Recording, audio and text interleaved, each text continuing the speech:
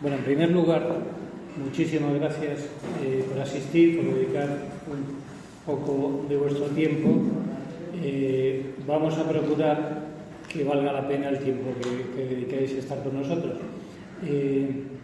Yo soy Manolo Ballester, para los que no me conozcáis, soy uno de los editores y autores del libro, junto a José Manuel Lacasa, a mi derecha, y somos un total de 11 autores, ¿no? Hemos cogido distintos aspectos.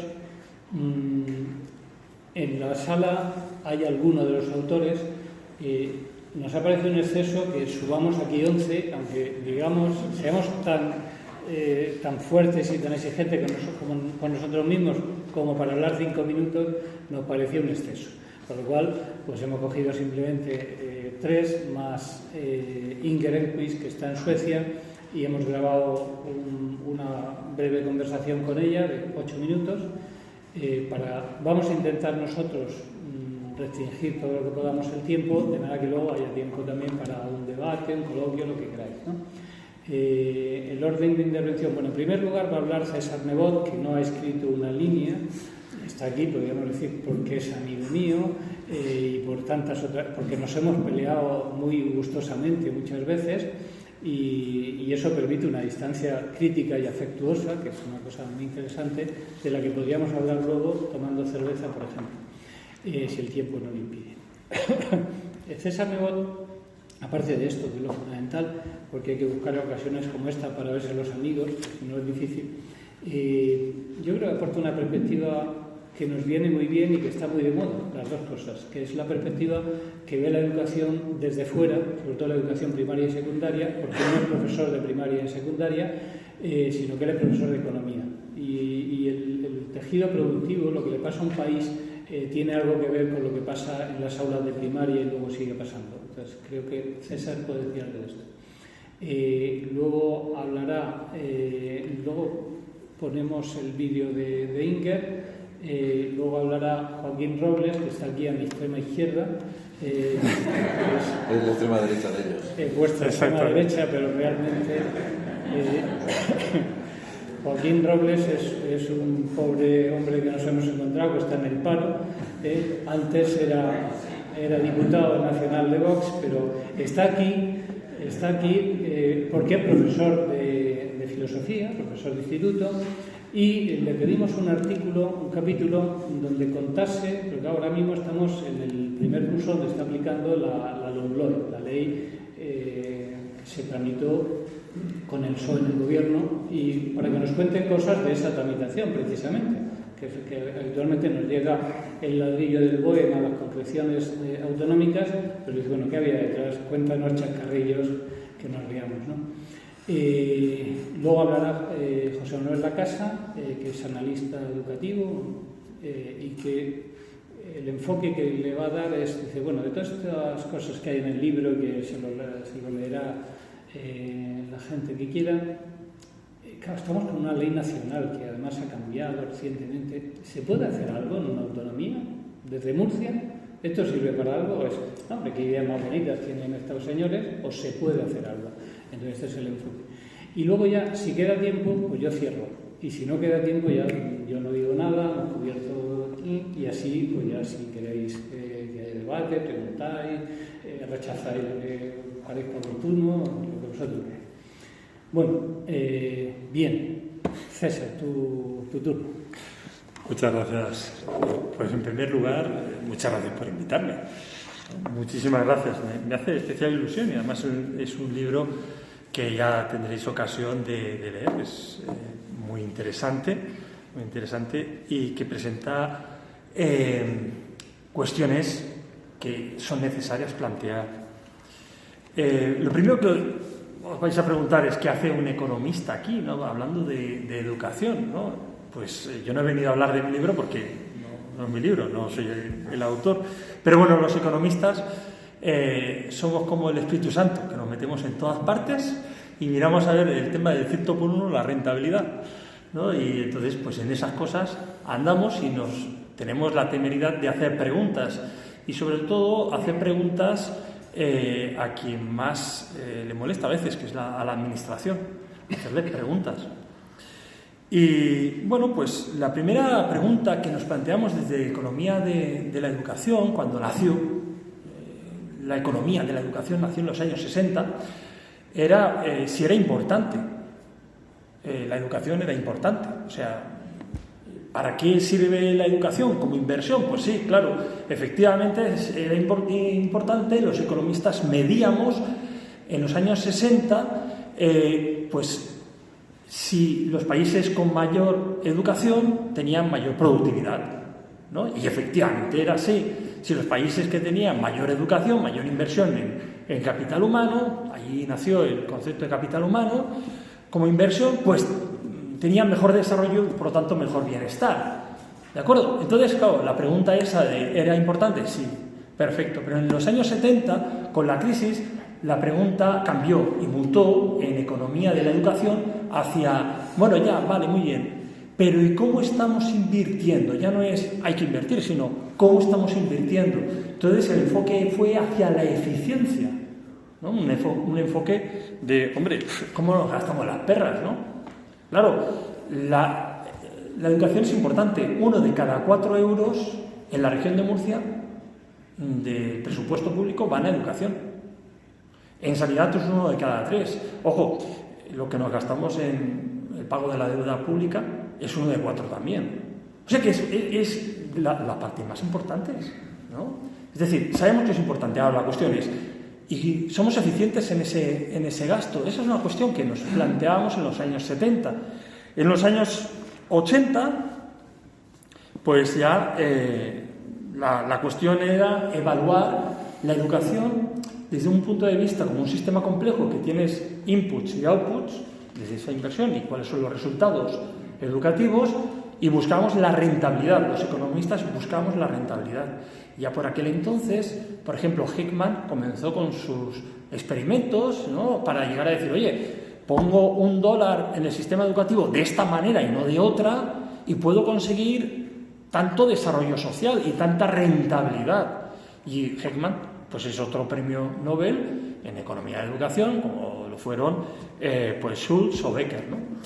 En el siglo XXI a todo esto le añadimos la sistemática de coger los datos, los famosos informes PISA, pero bueno, hay que buscar los datos y ver el rendimiento educativo, ¿no? Aquí tenemos claro exponente de ese gran trabajo, ¿no? Uno de los autores del libro se dedica a ver estos datos y a ver el rendimiento, entre otras grandes labores. Bueno, pues los economistas reflexionamos sobre esas cuestiones, es decir, ¿es importante? ¿Es eficiente? O sea, ¿es eficaz? ¿Es eficiente? ¿Cuál es el rendimiento y cuál es la rentabilidad? Nos hemos de hacer esas preguntas. Pero sí que me gustaría dar un paso más allá, porque atraviesa todo el libro estas cuestiones que voy a plantear. Fouillade en el 83 planteaba que las reflexiones sobre el sistema educativo debían tener una reflexión económica, pero también una reflexión pedagógica y una reflexión filosófica. No se puede deslindar. Entonces, claro, si nos vamos a una cuestión filosófica, lo primero que nos planteamos, voy desde Gustavo Bueno dice, oye, cuando hablamos de educación, ¿de qué hablamos, no? Porque si no, cada uno entiende lo que quiere entender de educación. Hay que definir bien lo que es la educación. Entonces, lo primero es la educación, ¿para qué? Claro, ¿para qué estamos educando? Saber el sistema por el cual, para qué estamos educando es importante. Es decir, educamos para dar mayor autonomía, para generar individuos que puedan desarrollar sus potencialidades en favor de la sociedad. O generamos una educación para que los individuos, pues en realidad estén sujetos a un marco ideológico. Entre medio de esas dos posturas, donde en uno respetas al individuo y en el otro solamente miras al sujeto dentro de un gran engranaje colectivo, pues hay una gradación que nos hemos de plantear, y es una pregunta filosófica que va más allá de lo que, al menos en mi ámbito como economista, podemos mirar, pero no se puede deslindar una cosa de la otra. Es importante. Pero, claro, Sabater venía a decir, bueno, el valor de educar es que el sistema educativo el sistema democrático se pueda defender en legítima defensa, ¿vale? Pero ¿qué significa eso? Hay que definir lo que es la educación en ese sentido, como decía antes, para ver qué significa defenderte en legítima defensa. ¿Frente a qué? ¿A un tirano que hace lo que quiere y quiere imponer un marco ideológico a todo el mundo? ¿O frente a unos padres que no quieren que su hijo salga de casa, por ejemplo? O sea, ¿cuál es la gradación? O sea, Savater tampoco lo acaba, a mi juicio, de responder, y yo admiro mucho a Savater también, entre otros. Pero hay una cosa que sí que me parece interesante también de Savater, que es, dice que las dos amenazas más importantes para la democracia son, uno, la ignorancia, dos, la miseria. Yo me pregunto en el cómo, ya no el para qué, sino en el cómo educamos, si los sistemas pedagógicos que se están imponiendo y que, bueno, se están consolidando desde hace mucho tiempo, no van precisamente en fomentar la miseria y la ignorancia.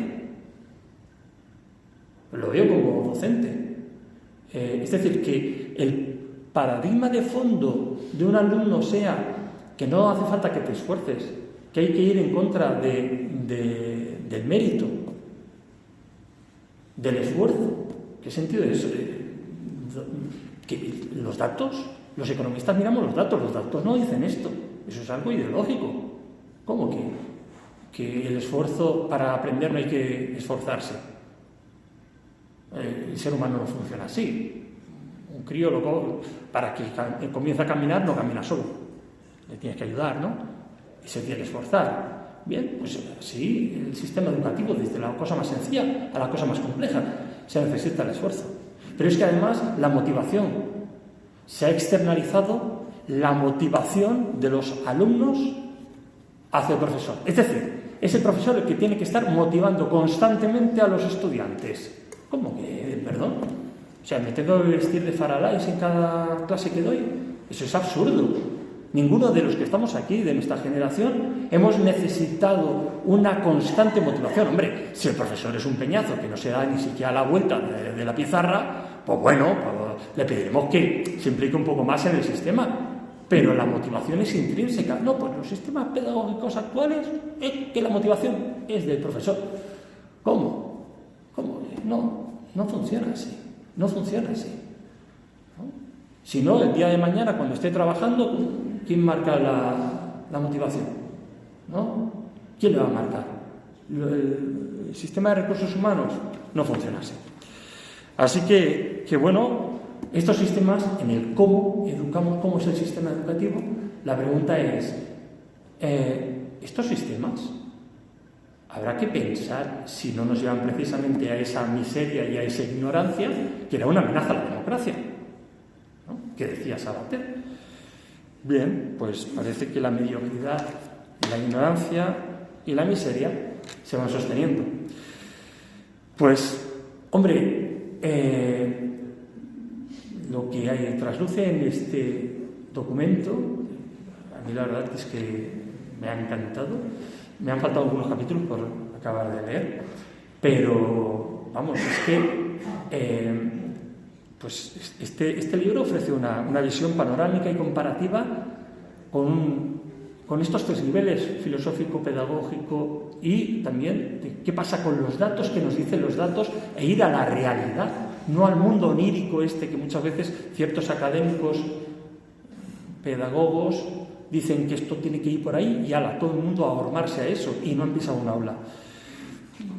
Ya solamente como detalle, yo cuando hice el CAP, en el 2007, me hizo gracia porque el gran pedagogo frente a 300 profesores nos vino a decir a todos a grito pelado: no es posible que tratéis a gritos a vuestros alumnos, no es posible que no. Nos decía todo lo que no era, lo que no teníamos que hacer, lo estaba haciendo ahí mismo. Dices, bueno, ¿por qué tengo que hacer el CAP? Pero vamos, esto es un desastre. Bueno, así es la clase que intenta decirnos cómo educar, ¿no? Entonces, la cuestión, el para qué, que decíamos filosóficamente, cómo educar pedagógicamente y las cuestiones económicas están a lo largo de todos los capítulos. No me voy a extender porque cada uno va a hablar de su capítulo, de su contribución, y ya me he excedido de mi tiempo. Así que muchas gracias por vuestra paciencia y bueno.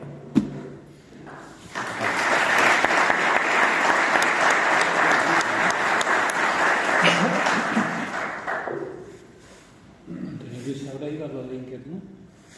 Sí. Está aquí.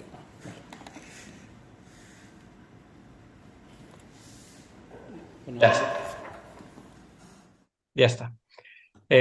Pues hola Inger, muchas gracias por conectarte desde Lund y nada, es que intervengas para una presentación del libro en el que has participado.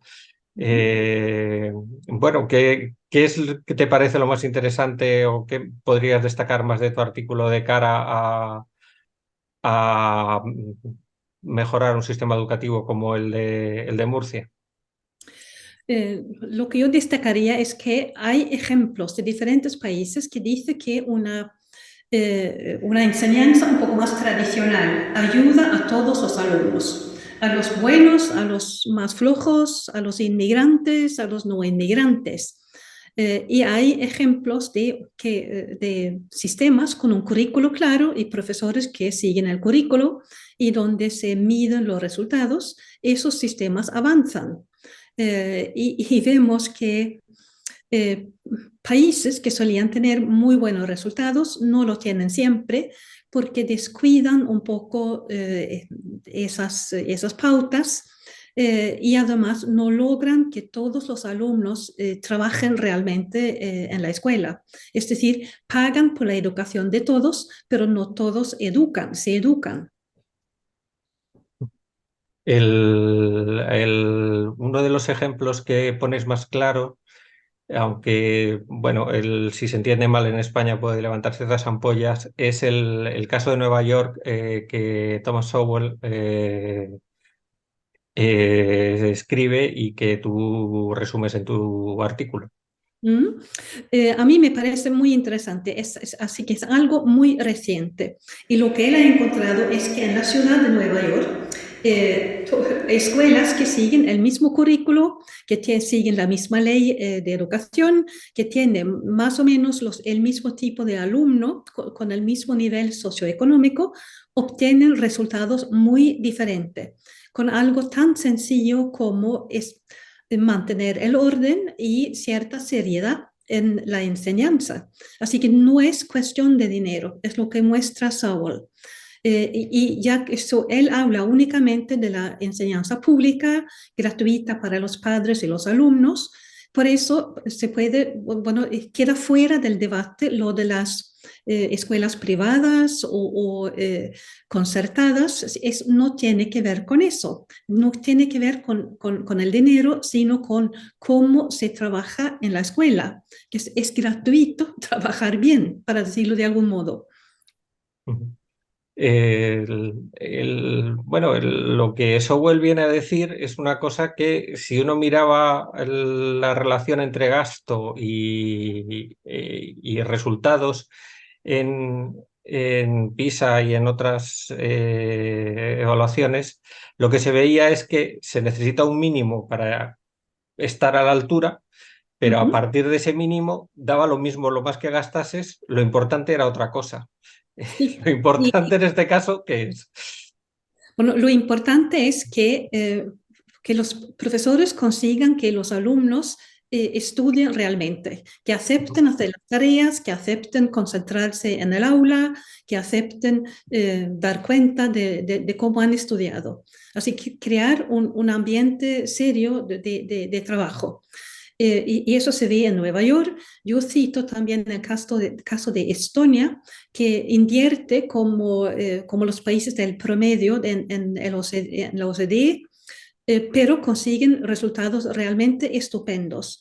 Así que la motivación del alumno, las ganas de salir adelante, un poco de seriedad en el problema. Así que, curiosamente, los países con una economía un poco mejor se han dejado tentar por facilidades, por no mantener el nivel otra vez de seriedad en su sistema y se hunden o bajan en calidad. Así que en este caso, tener más dinero más bien es un problema, una tentación. Es más difícil ser serio. Otra vez, la palabra serio es la palabra que me viene.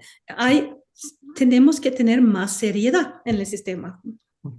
En tu artículo también hace referencia al caso de Francia, precisamente en el lado negativo, y ahora hemos recibido los últimos resultados de otra evaluación internacional, que es PIRLS, en la cual Francia es el último de todos los países desarrollados y ha caído enormemente. Y bueno, si hace 15, 20 años nos dicen que Francia iba a estar en ese lugar con el cuidado que han tenido de su lengua, no nos lo creeríamos. ¿Qué han hecho para acabar su pozo? Sí. Es muy curioso, realmente es un cambio y yo creo que habrá una pequeña crisis en Francia viendo estos resultados. Porque claro, se han presentado siempre como el país de la cultura, de la literatura, de la reflexión filosófica, y ahora resulta que sus alumnos no entienden bien lo que leen. Pero claro, no son todos los alumnos, sino lo que hay detrás de las cifras es una gran diferencia entre los alumnos que sí estudian como antes y los que apenas estudian nada. Lo que hay en Francia, como en varios países desarrollados, hay un grupo de alumnos que aprenden muy poco en el colegio. Y ese es un problema muy serio desde el punto de vista de la cultura y también de la vida social en el futuro del mercado de trabajo. Es muy, muy serio. Y yo creo que se suele hablar de que Alemania recibió un choque PISA en 2000-2003.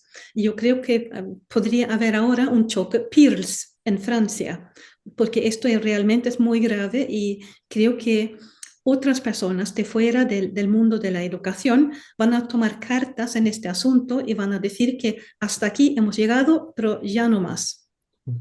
Es que ahora mismo se habla muchas veces de educación inclusiva y parece un objetivo, y resulta que lo que se hace es dejar fuera de la escuela y de los beneficios de la escuela a un mayor porcentaje de alumnos Sí. que los sistemas tradicionales. Sí, es así. Es lo que se dice de las buenas intenciones, que no siempre dan el resultado que han anunciado. Y en este caso ya tenemos cifras que dicen que esto no es lo mejor para los alumnos con problemas y que de vez en cuando, bueno, se agravan los problemas con esta inclusión, porque los alumnos en cuestión no reciben la educación más adecuada para ellos. Así que dejan de aprender, dejan de esforzarse porque ven como imposible el problema. Entonces hemos vendido, si se dice, los buenos resultados sin ganar lo que esperábamos ganar, que sería más armonía social, más convivencia social fácil. Y no ha sido así. Vale, pues muchas gracias, Inger, muy clara como siempre. Venga, hasta la próxima. Hasta la próxima. Muy bien.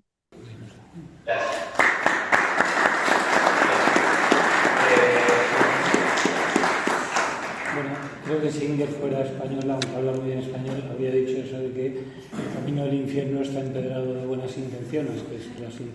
Bueno, le toca, es el turno de Javier. ¿Qué es eso?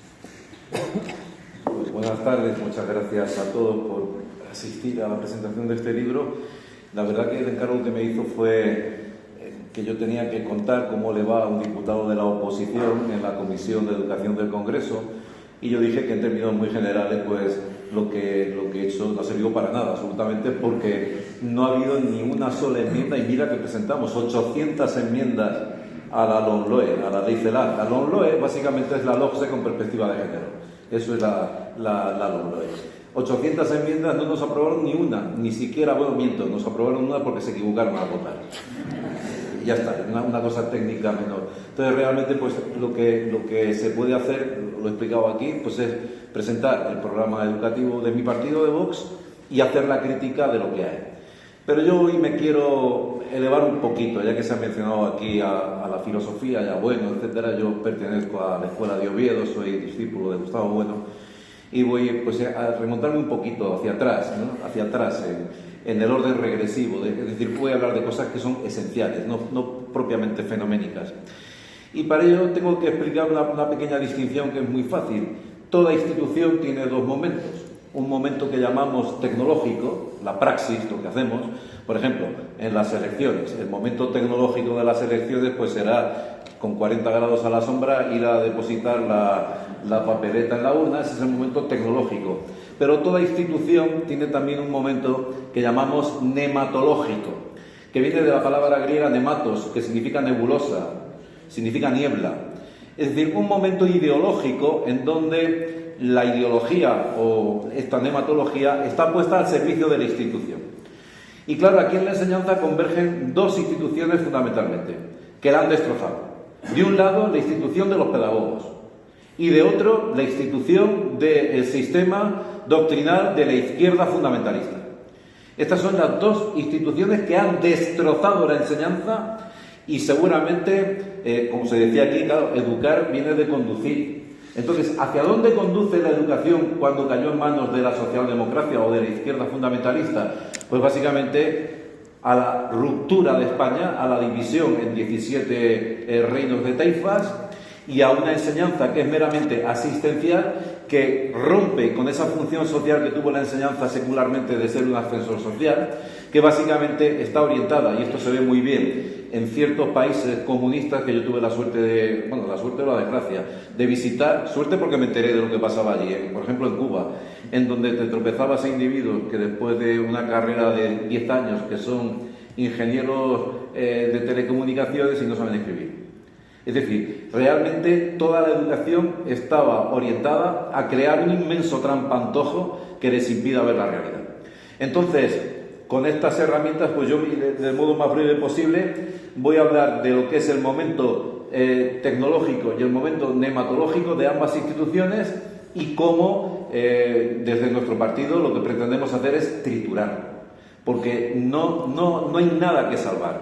Es decir, el sistema educativo está literalmente orientado, como digo, a perpetuar en el poder a estas élites de la plutocracia que nos dan las obras zoológicas, y está orientado siempre al disfrute. Entonces tiene que disfrutar. Entonces los niños van al instituto y tienen que disfrutar estudiando matemáticas. Pues oiga, mira, si disfrute, pues estupendo.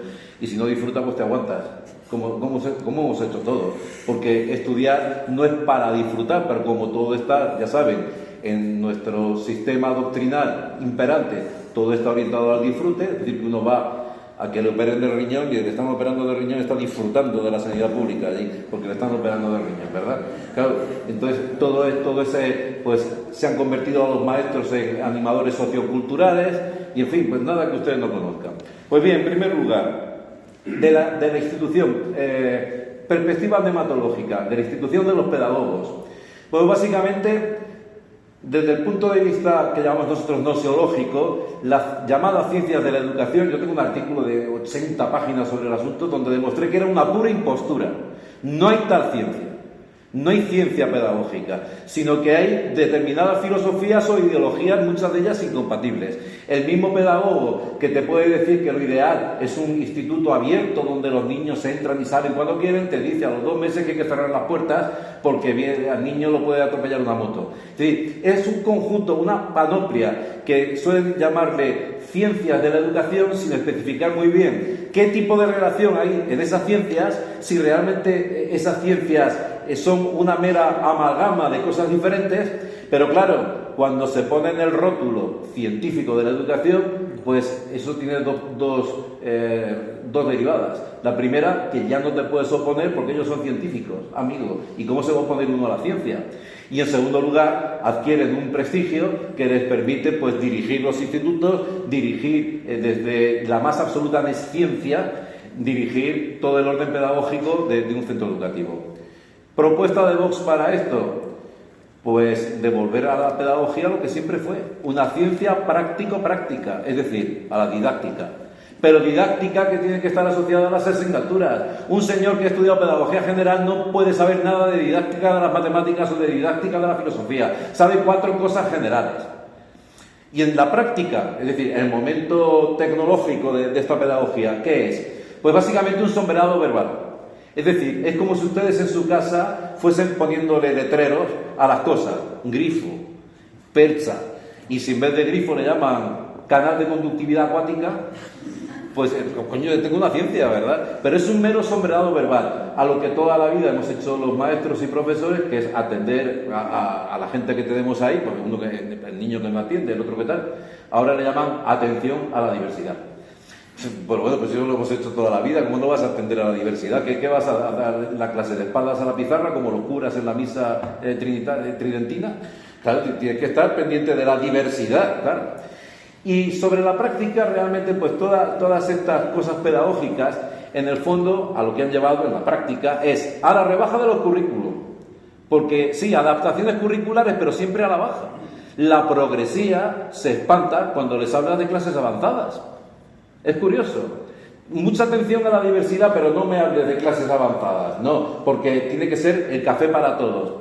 En la práctica, ¿qué es? Adoctrinamiento. Adoctrinamiento en estos valores sublimes, que son, en cierto modo, la secularización de ideas teológicas, donde antes se hablaba de caridad, pues ahora solidaridad, que queda más fino. Al final es lo mismo, pero donde antes se hablaba de raza, pues ahora de cultura. Donde antes se hablaba... tolerancia, la tolerancia, que a todas horas yo intento demostrar aquí que la tolerancia es una idea vacía si no se especifica exactamente el objeto de esa tolerancia. Es decir, si toleras a un pederasta, pues la tolerancia es mala, evidentemente, claro. Ahora, si toleras, qué sé yo, pues que un niño pues estornude, pues entonces sí, la tolerancia es buena, ¿no? En fin, o sea, digamos que la tolerancia es un concepto funcional que se ha sustancializado y que funciona como una idea fuerza. Entonces, ¿qué pasa? Como sucede en todas las discusiones que hemos tenido ahí en el Congreso, cuando yo intentaba razonar estas cosas, pues la respuesta era siempre el adjetivo. Homófobo, fascista, facha, bueno, pues todo lo que usted quiera, pero si el homófobo, el fascista y el facha dice que 2 y 3 son 5, pues como son 5, mire, usted no lleva razón. Es decir, todas estas falacias ad hominem que se están metiendo por todos sitios.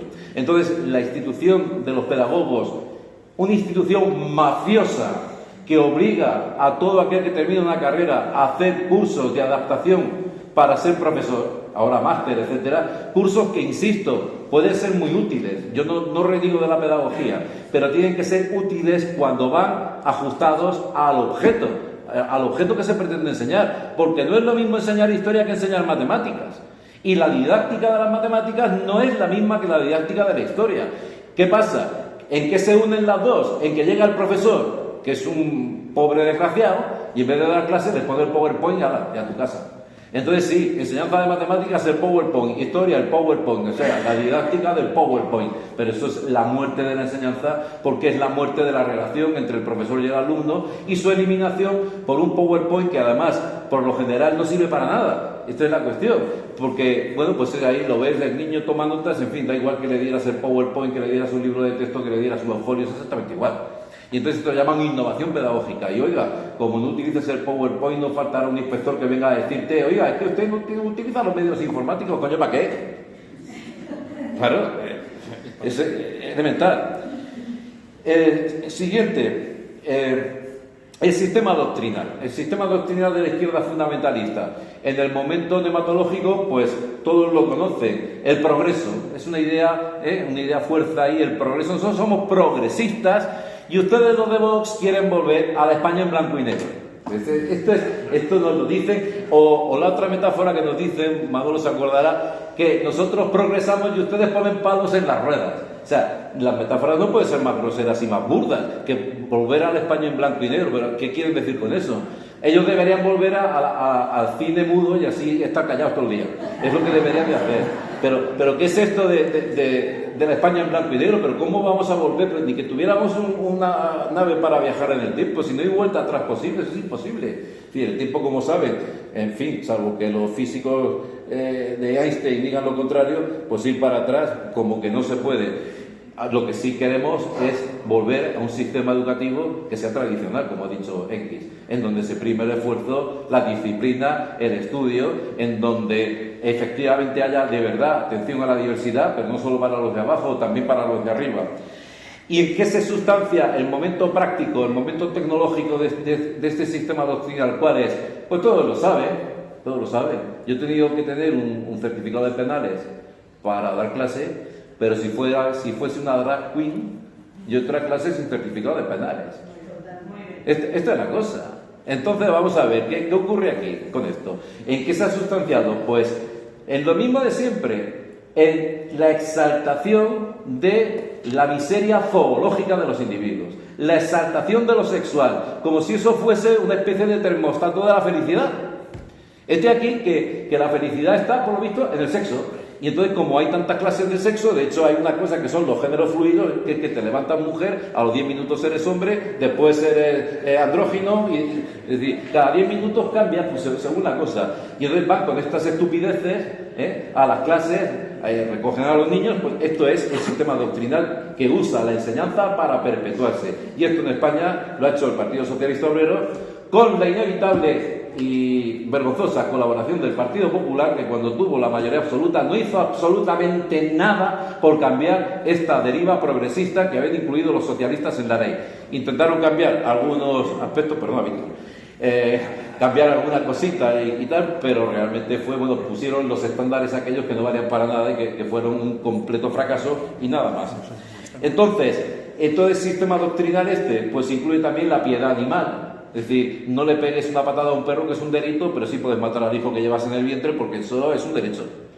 O sea, matar a un niño que llevas en el vientre es un derecho, pero dar una patada a un perro, uy, por favor, asesino, criminal.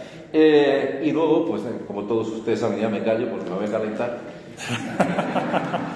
El aprobado general.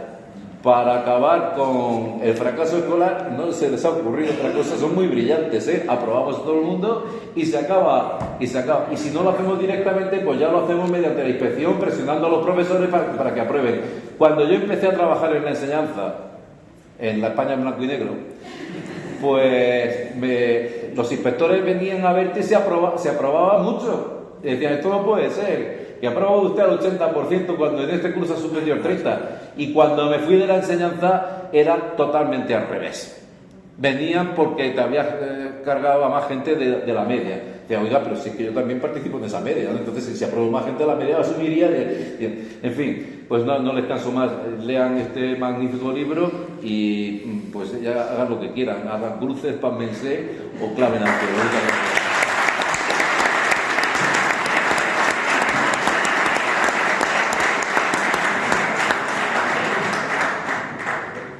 Hay un libro de Gregorio Luri que se titula algo así como La educación no es un parque de atracciones, que, bueno, en un tono no de la escuela de Gustavo Bueno, de Leo Strauss quizá, pero viene a decir lo mismo, al final coincidimos. Bueno, tiene la palabra ahora José Manuel Lacasa. Bueno, ya que dices, hablas de Gregorio Luri, acaba de salir ese libro justo, acaba de publicar, creo que ayer, la segunda edición, o sea que está como recientito y es muy recomendable. Me gustaría empezar por una palabra que a mí me ha extrañado que César no dijera, porque es otra de las cosas de la que hablan constantemente los economistas de la educación, que es el contrafactual. Que el contrafactual, así suena como muy culto y muy tal, pero es ¿qué hubiera pasado si hubiéramos hecho otra cosa, simplemente? Pues llevamos en Murcia 20 y tantos años con un régimen muy similar y cada vez que Murcia resulta evaluada, Murcia obtiene lo esperado según su estatus socioeconómico. Es decir, las familias no tienen un alto nivel de estudios y entonces pues los hijos tampoco tienen un alto nivel de estudios y bueno, claro, eso lo dices un año, otro año y pasados 25 años pues sigues diciendo lo mismo, porque efectivamente eso significa que no hay ningún tipo de progreso. Decir que estás sacando lo esperado según tu nivel es no estás progresando, pero la primera queda como más bonita. Lo que este libro quiere es exponer algunas ideas de lo que se puede hacer para que dentro de otros 20-25 años, en la que ya todos calvos, pues podamos decir o no si hemos progresado algo. Desde luego, por la línea que llevamos es evidente que no.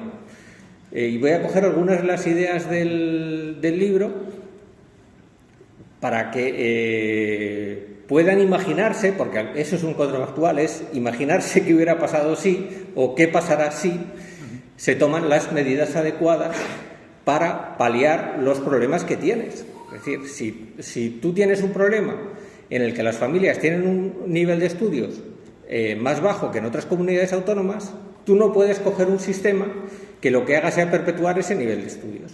Es decir, que transmita a la siguiente generación, que es lo que hace la LOCSE y lo que ha venido después, exactamente el nivel educativo que tenían tus padres, o incluso en algunos casos bajarlo. Como estabas viendo, es que estoy todavía estudiando el censo 2021, que salió hace una semana y no me ha dado tiempo a más, pero es que se ve allí la ruptura del ascenso social. Es decir, tú tienes que coger un sistema que reconstruya el ascensor social que ha existido en España durante décadas y que consiguió que, al final, con la Ley General del 70, una parte muy importante de las familias españolas llevaran a uno de sus miembros a la universidad. El aumento del nivel de estudios en aquel entonces era absolutamente espectacular, es decir, segundo, tercero, cuarto del mundo, dependiendo de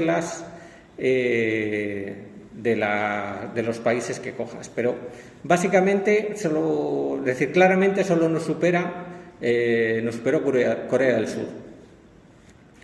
El nuestro era igual y llegó la LOCSE y lo paró por completo. De hecho, la duda de si estamos un poquito más arriba o más abajo es porque en las cuentas siempre entra el primer trozo de la LOCSE y como lo paró todo, pues ahí está la duda y es difícil separar una cosa de otra. Pero ¿qué hubiera pasado si en vez de LOCSE hubiéramos tenido una ley medianamente decente y más adecuada a las necesidades de lo que tenía España?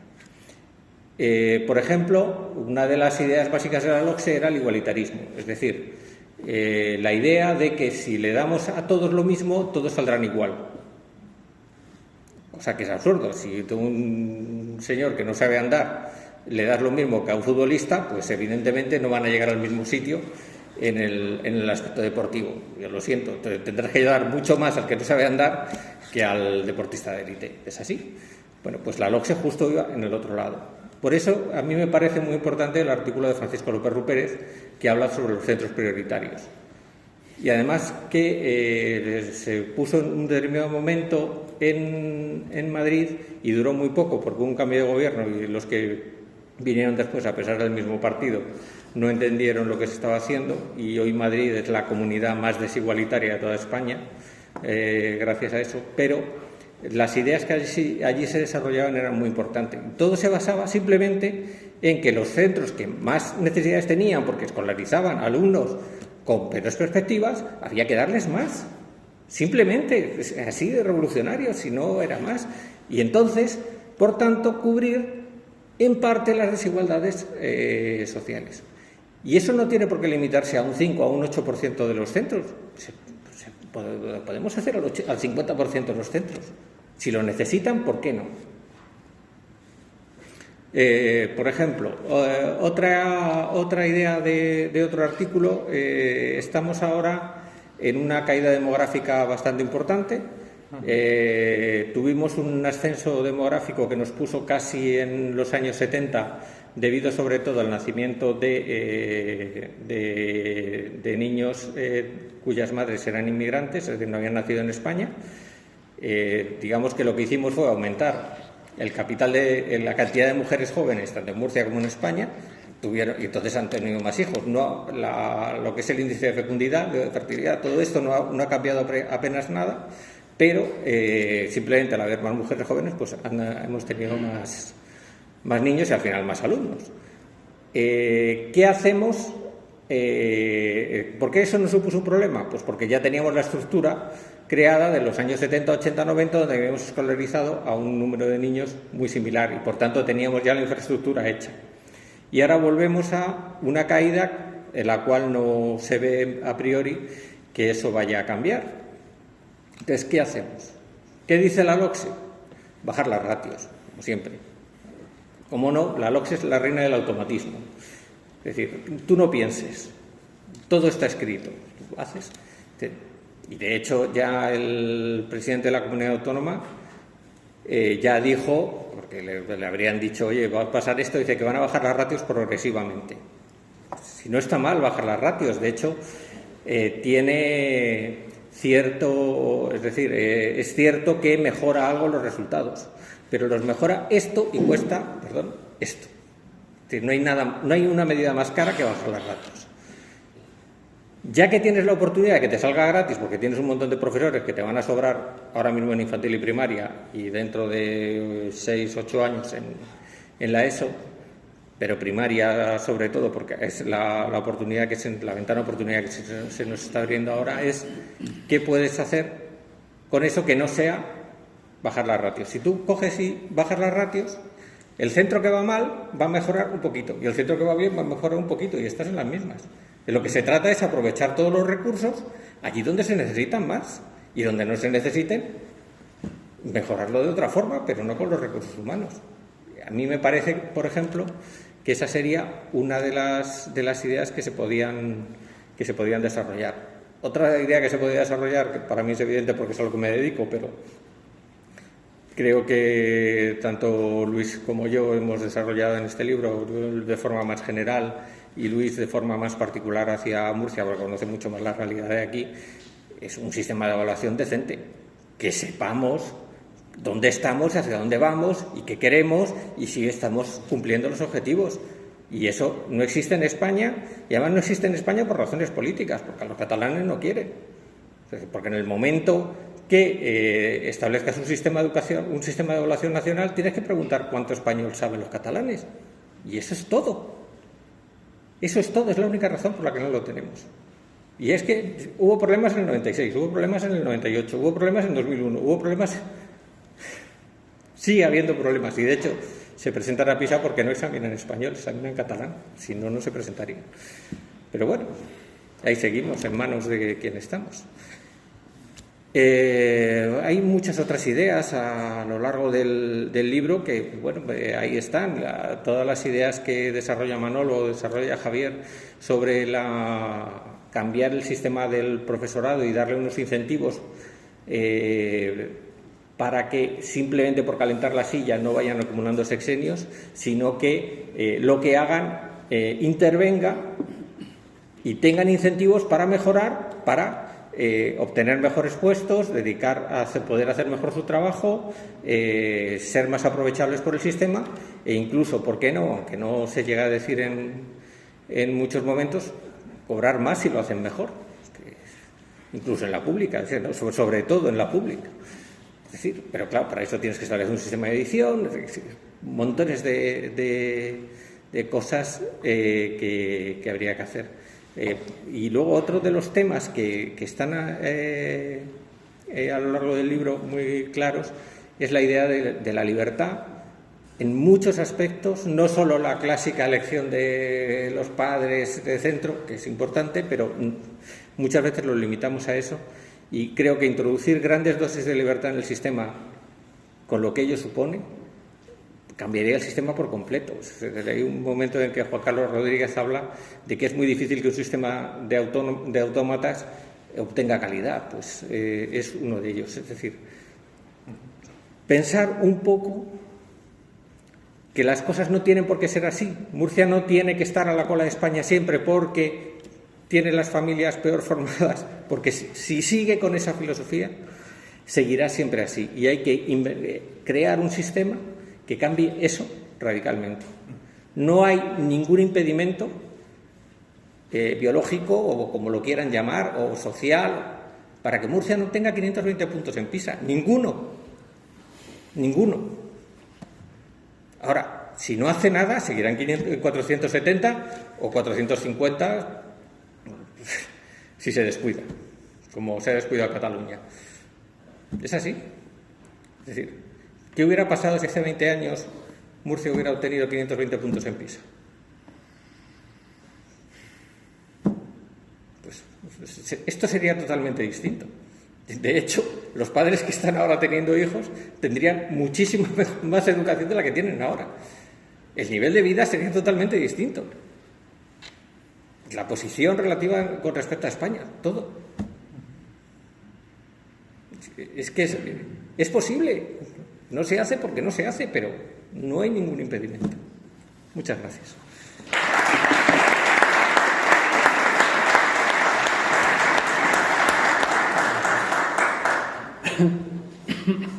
Bueno, vamos bien de tiempo. Yo hablo 5 minutitos y ya está. Con las últimas palabras de José Manuel me he acordado que el año pasado en una institución en la que trabajo organizamos unos encuentros y vino Roberto Colom, que es un gran experto en cuestiones de estas. Y entonces puso un ejemplo que es muy gráfico, que contó el chiste famoso del borracho al que se le pierde la llave y entonces está buscando debajo de la farola y claro, no está ahí. Y dice, bueno, sí, pero es que aquí hay luz. Dice, ya, pero es que la llave está que hay luz.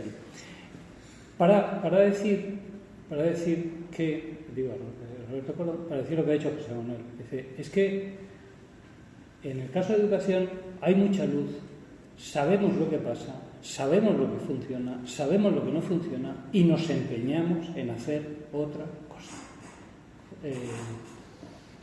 Joaquín lo ha dicho de una manera, José Manuel de otra. Te das cuenta que cuando José Manuel dice que desde que estamos midiendo, desde que se mide, desde que es una evaluación de los resultados de los alumnos con PISA, año 2000 o por ahí, ¿no? No solo se mide el resultado de los alumnos, sino se mide también lo que se llama el ISEC, es decir, también a los alumnos le preguntan ¿cuántos libros hay en tu casa? ¿Qué estudios tienen? ¿Qué tal? Y por tanto mides, haces una radiografía de cuál es el nivel cultural de los padres, de la familia.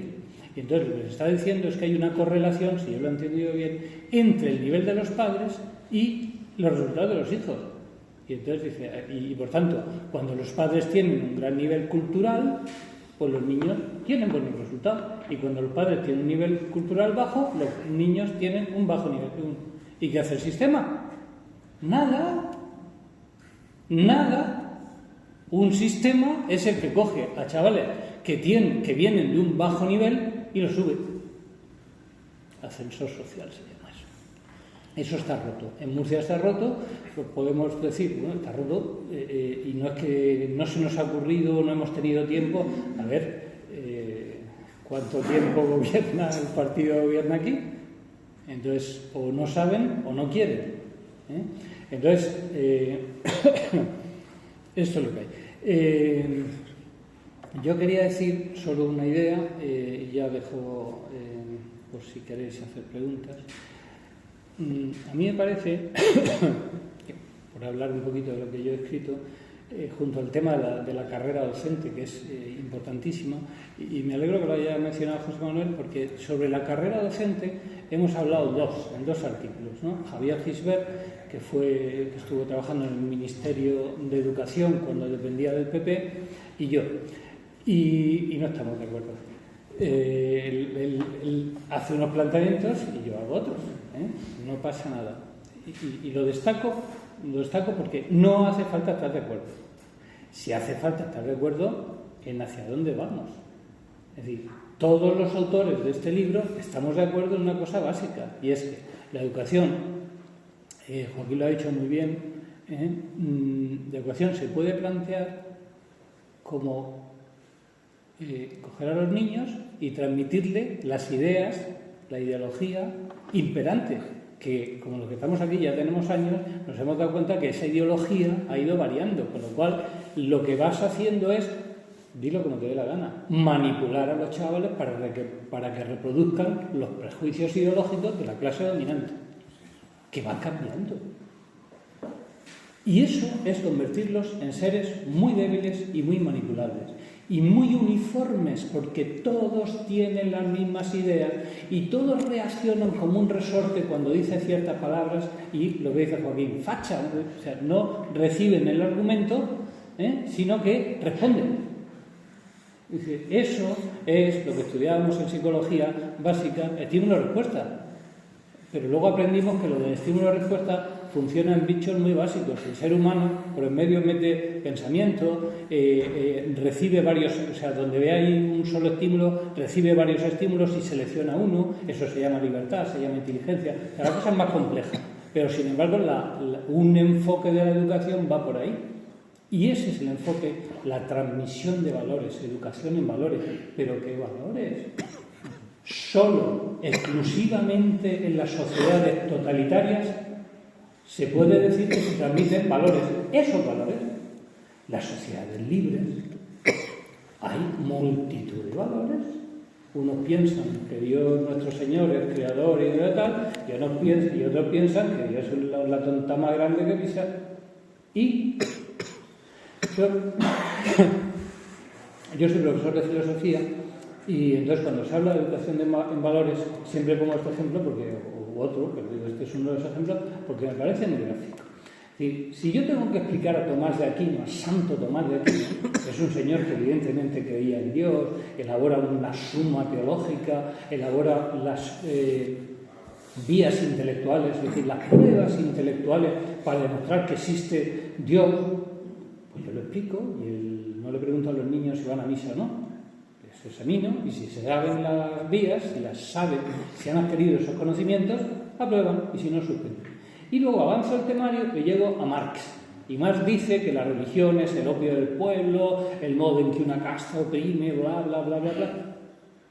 Y entonces dice, bueno, pero oiga, entonces Dios existe, no existe, ¿cómo organizo mi vida? Y yo le digo, yo te voy a preguntar lo que dice Marx y lo que dice Tomás de Aquino.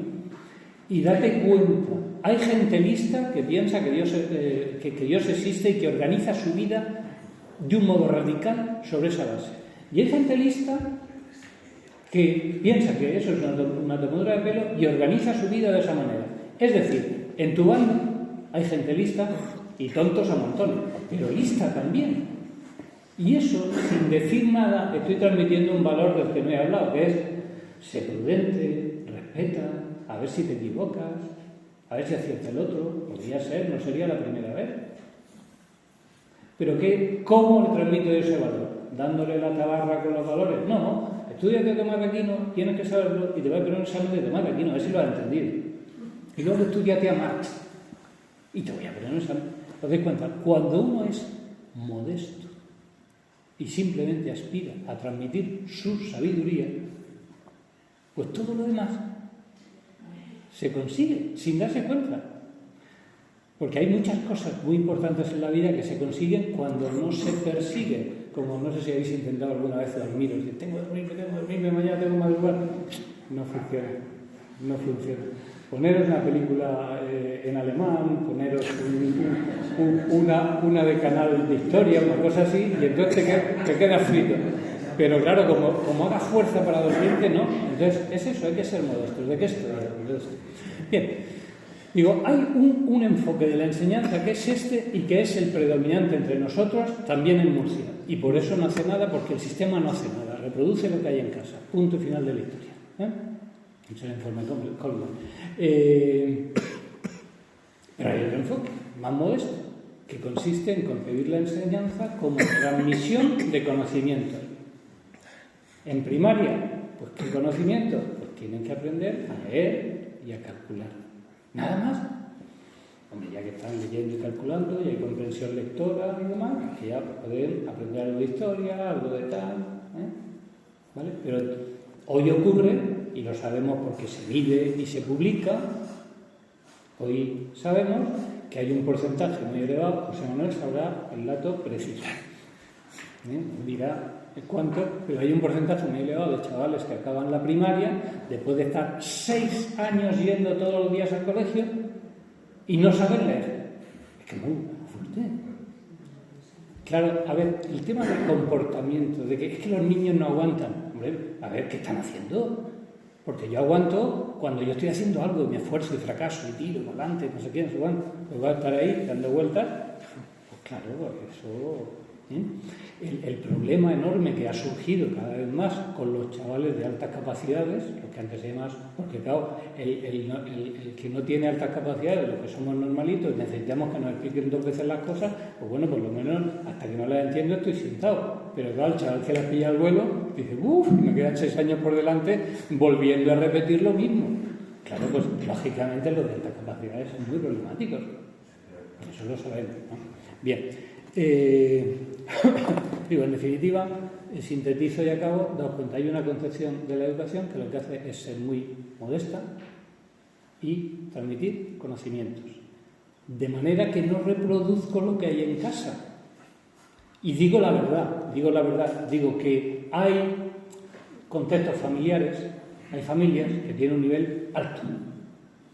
Y por tanto, si tu familia tiene un nivel cultural, social, de lenguaje, que es muy importante, bajo, si tú quieres competir con estos, tienes que correr más. Si tú te conformas con no, yo que como he nacido aquí, pues me quedo aquí, ¿vale? Pues nada, ahí te quedarás, no aspires a moverte. Y entonces el sistema rompe. ¿Vale? Un buen sistema que se articula sobre la transmisión de conocimientos y no se mete en si crees en Dios o no y en los valores, te hace libre. ¿Por qué? Porque te capacita para ganarte la vida de fontanero o de cirujano, cada uno, ¿vale? Y organizar tu vida según tus valores, sabiendo que hay otros tíos con otros valores que a lo mejor son más tontos que tú o más listos, pero otra cosa, ¿vale? Este es el asunto. La perspectiva que hemos adoptado todos los autores de este libro es la perspectiva de transmisión de conocimientos. Cuando transmites conocimientos, el que los transmite resulta que sabe más que el que los recibe. Esto se llama profesor y esto te da un prestigio y un gustirrinín muy grande porque tú sabes lo tuyo y se lo transmites. Y los chavales, nos ha pasado a todos, cuando hemos estado estudiando, que no entiendo, dando vueltas, y cuando por fin entiendes el problema de matemáticas y lo ves, eso es uno de los mayores placeres del mundo, que el otro sistema priva a los alumnos. ¿Por qué? Porque cuando yo he entendido por fin esto, aunque sea una frase en inglés o en francés o en latín, dice ¡pum! Por fin he visto lo que significa, eso es un triunfo para mí, eso es un gran placer, que lo he conseguido ya. ¿Te das cuenta? El mérito. Lo que hace el otro sistema es eliminar el mérito. La jubilación LOCSE hizo eso, se cargó, por ejemplo, la carrera docente, lo que hace, sin más daros cuenta, la eliminación de la carrera docente en función del mérito, tal como está organizado ahora el asunto, está en que una persona entra en el sistema como profesor, puede entrar, da igual que entre con 22, 25, 29, da igual, y se jubila con 65, y da absolutamente igual que sea el profesor más brillante o el más torpe. Cobra lo mismo. Los sexenios son un plus económico, puramente económico, que todo el mundo consigue. Yo no conozco a nadie, igual hay que alguien que no lo consigue, pero yo no conozco a nadie, yo estoy dando clases desde el año 85, no conozco a nadie que no cobre los sexenios. ¿Por qué? Porque se consiguen por el puro expediente de sentarse y apuntarse a un curso que organiza lo que en Murcia se llama CPR, es decir, Centro de Formación de Profesores. Y ya está. Entonces tú te apuntas, firmas cuando acaba tal, atiendes si te interesa, no atiendes si no te interesa, firmas y punto. Pero claro, eso está muy bien cobrar, o sea, digo, yo no estoy contra cobrar, faltaría más, todo lo contrario. Pero no tiene ningún mérito, no da ningún prestigio. ¿Os dais cuenta que una persona se tira 40 años trabajando y no tiene ningún plus, ningún mérito? Incluso en tiempos se suprimió el cuerpo de catedráticos, se convirtió en condición de catedrático. Luego se repuso, pero la inercia ha hecho que casi nadie sabe que hay cuerpo de catedráticos. Pues sí que existe, pero no existe. Y ya hemos quitado el mérito al catedrático. Ahora tendría que preguntar yo, Manolo, vamos de tiempo. A ver, vamos. Bueno, se podrían decir 1000 cosas más. Voy a decir solamente Hay un artículo, uno de los capítulos que a mí me ha llamado la atención, quizá por mi ignorancia, porque yo hay cosas de las que sé y cosas de las que ignoro. El asunto es que yo, aparte de las cuestiones mías de filosofía, he leído algo de educación, pero no había leído nunca, ya digo, igual es por ignorancia mía, pero yo no había leído nunca cosas relativas al mundo de la inspección educativa.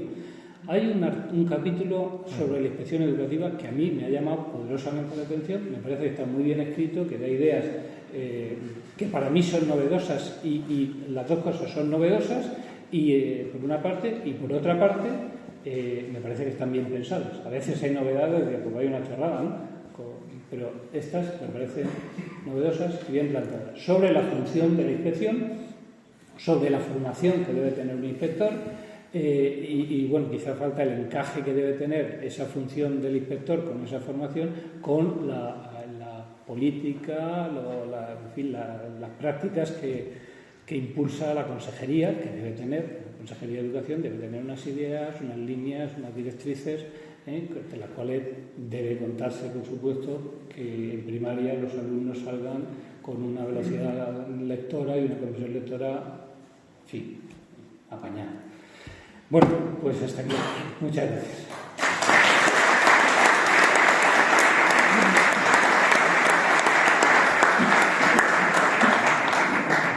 Y ahora, si queréis alguna por aquí, Víctor, Sonia.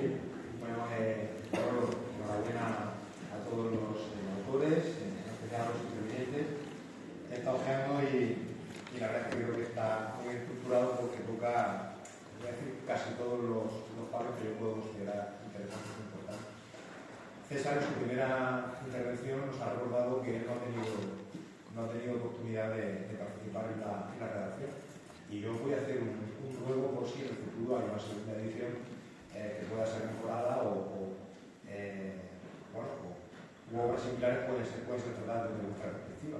Y es que efectivamente quizá el hacer una introducción y desplegar un mapa mental sobre cómo afecta la economía al sistema educativo es muy importante, fundamentalmente para que se aprenda a distinguir entre dos conceptos que son básicos, que son la inversión y el gasto corriente. Estamos acostumbradísimos a que se nos hable desde todos los ámbitos, en especial del político, de la inversión en la educación, cuando son términos que yo creo que ni siquiera entienden los mismos que hablan sobre ellos.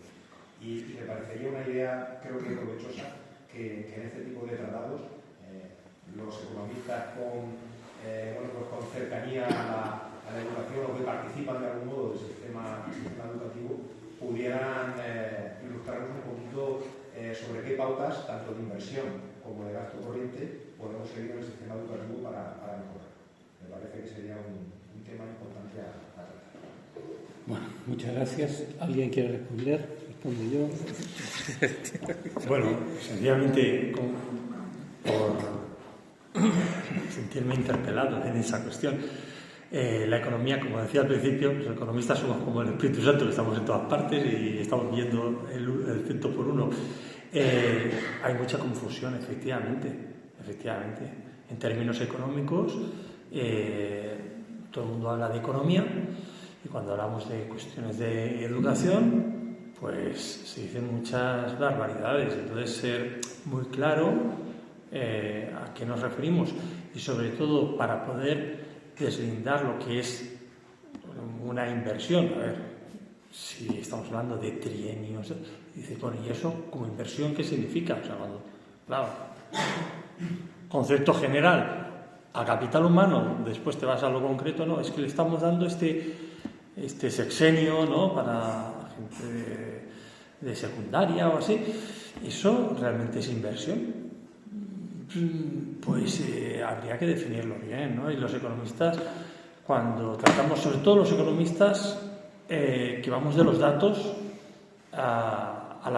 los datos de la realidad a recomendaciones, que hay otros que pues se dedican a hablar de los mundos de Yuppie, pero bueno, esos curiosamente son los que están muchas veces ahí en su puerta cerrada con sus cuestiones académicas, ¿no? Muchas veces los economistas que vamos a los datos, hacemos que somos la mayoría, pues intentamos hacer las cosas con más seriedad. Lo que pasa es que en educación me he encontrado lo contrario, que los que se dedican a los datos están encerrados en en un aula, ¿no? Están encerrados ahí, y los que hablan de mundos de yuppie, pues son los que acaban dirigiendo la educación, ¿no? Es una cosa muy rara. Entonces ahí los economistas alucinamos con estas cosas. Entonces, claro, necesitamos, yo creo que la economía puede contribuye de hecho mucho en intentar comprender estas dinámicas. Gracias. Bueno, yo suelo decir que va a haber segunda edición, o sea que... Poniendo el trato. Estaba muy avanzada, pero hemos preferido sacar esto y ya lo tendremos en cuenta. Estaba Víctor, estaba Gonzalo y estaba Pepe y bueno, voy tomando el tato. Víctor. Bueno, muy breve, porque se podría hablar muchísimo, pero no da tiempo. Bueno, primero agradecido por la invitación, Manolo, a pesar de ser del PP. Hablo también por alusiones, porque me ha nombrado mi ex profesor Miguel Robles, que me daba clase de filosofía, y como una de filosofía, voy a pasar por alto el tema de todas las cosas que se hablan en la clase de filosofía, porque se podría ir al tema del adoctrinamiento y tal, pero bueno, era filosofía. No, pero lo digo en broma porque, mirad, estaba pensando, me estabas hablando del caso este de las 4 niñas que se han salvado en este accidente en Colombia, y al final se han salvado por tener conocimiento, ¿no? La importancia es el conocimiento. Y es cierto, yo coincido en la mayoría de las cosas en la inmensa mayoría de las cosas que habéis estado comentando. Pero es verdad que cuando empezaba César hablando del tema de la economía, yo creo que aquí en la educación haría falta darle al botón de reset, pero entre todos juntos. Porque es muy fácil, bueno, no es fácil, pero viéndolo desde fuera, opinar, pues al final todos opinamos, cada uno tiene una solución. Pero es que creo que esto requiere de ese apretado del botón reset por parte de toda la sociedad. Porque aquí están todos. Están los padres, están las familias, están los profesores, está la administración, están todos. Y el momento en que uno no vaya en la misma dirección, que no consigamos que todos vayamos en la misma dirección, pues es muy difícil. No digo siempre imposible, pero es muy difícil. Una cosa curiosa, yo he tenido la ocasión de escuchar a José Manuel en otras ocasiones, he hablado también con Manuel y estaba en clase con Joaquín, la importancia del dato, la importancia, yo incluso a veces hablo de pues, que estamos en un momento en el que el dato es un auténtico petróleo, pero también hay que poder evaluar, y la dificultad que he visto es en dejarse evaluar. Y si no evaluamos, pues no sabemos esa fotografía realmente cómo está, y ahí me lleva el tema del profesorado. No podemos pretender que un coche vaya mejor, más rápido, con el mismo motor, ¿no? Y lo digo desde la situación general, no ser docente, porque muchas veces hablo y soy docente, ¿no? Pero me da una perspectiva a lo mejor un poco diferente, y lo que veo es ya, digo que me alegraba escuchar a César Castillo porque el tema de la economía, estamos en un mundo competitivo y al final pues necesitamos tener los mejores resultados. Estamos fabricando murcianos. El murciano es el que nos va a llevar a ser competitivos, a adecuar progresar esta sociedad. Y ese murciano que queremos tener el día de mañana debe ser acompañado por los mejores. Y a nivel empresarial, y yo que he tenido soy empresario, pues uno busca tener los mejores recursos y optimizar al máximo los recursos que tiene, que a veces son más o menos, pero buscamos esa optimización. Y la sensación a veces es que toda esa ingente cantidad de dinero que necesita la educación a la salida de la radio y todo esto no está optimizada, ¿no? Pero para poder optimizarla tenemos que contar con todos. Y por ejemplo se hablaba de la formación, de los conocimientos, de transmitirlos a alguien que tenga más conocimientos que lo recibe, ¿no? Tan importante también que es la universidad. Porque si no tenemos yo decía en la última charla que tuvimos ahora también en campaña electoral, yo me parecía también un poco pre-campaña cuando hablaba Joaquín, pues yo decía, hay por ahí un dicho que también es muy conocido, que para que un niño pueda aprender hace falta un buen profesor, ¿no? Dicen que la sombra de un buen árbol y un pollo, si tiene un buen profesor y un alumno deseoso de conocer, de adquirir conocimiento, pues casi que es suficiente, ¿no? Pero eso requiere el esfuerzo la diligencia de toda la sociedad. Y ya va a terminar con el tema de los datos, y lo voy a decir como anecdótico, y bueno, la gente que me conoce lo sabe. Cuando se habla de las condiciones socioeconómicas, yo he hecho un estudio que es en mi casa. Yo tengo 11 hijos que tienen el mismo padre, y lo sé que es mi padre. con las mismas condiciones, los dos con títulos universitarios, con el mismo poder adquisitivo, leemos muchísimo, tenemos los mismos recursos, cada uno de sus padres y su madre. Me refiero que a veces no es solo tampoco el tema de la condición socioeconómica, ¿no?, que influye, pero es que tiene que tener un buen profesorado, una familia que apoyen al profesorado, que no le quiten la autoridad. Son tantísimos los factores que hace falta pulsar ese botón de reset, porque si no es muy complicado. Sí, yo te quiero contestar porque, bueno, es una intervención de un político la que has hecho tú. Hay que contar con todos. A mí me ha recordado aquel paisano que entraba, que estaban jugando al dominó y decía, ¿qué? ¿Ganando todos? ¿No? Y es que todos no pueden ganar. Y ese es el problema del Partido Popular, que ha buscado de la política educativa del Partido Popular, que tengo que hablar necesariamente de ella, evidentemente, que ha sido intentar contentar a todos cuando tú sabes perfectamente que hay un sector que utiliza la educación para su propio beneficio electoral y doctrinal. Y entonces, si no se le hace frente, es decir, no puedes contar con todos. ¿Acaso no sabemos que la izquierda fundamentalista ha copado las asociaciones de padres, las asociaciones pedagógicas? Si es que esto no es entre todos vamos a poner nuestra piedra y tal, esto es pues esta moderación tan bonita que tenéis vosotros y tal, pero la realidad es que hay una dialéctica tremenda, y en los institutos, yo tengo muchos amigos que están, por ejemplo, en institutos de Valencia, que ahora cambiará la cosa por fin, que me dicen que es que no pueden ni trabajar, es decir, que es adoctrinamiento puro y duro de los de Compromís, y que realmente, bueno, están pensándose o pedirse la baja o largarse porque no se puede. Esto es una lucha, Víctor. Esto no es yo quiero contar con todos y todos. Es que, hombre, pero es que me dices, has dicho 3 veces lo de contar con todos.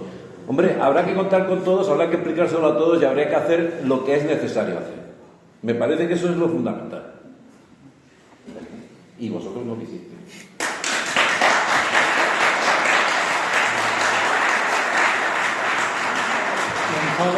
No, espera, déjame que diga yo creo que resetear es un término que está bien, pero no sé cómo hacerlo. Pero lo que sí se puede hacer es cambiar los incentivos para todos.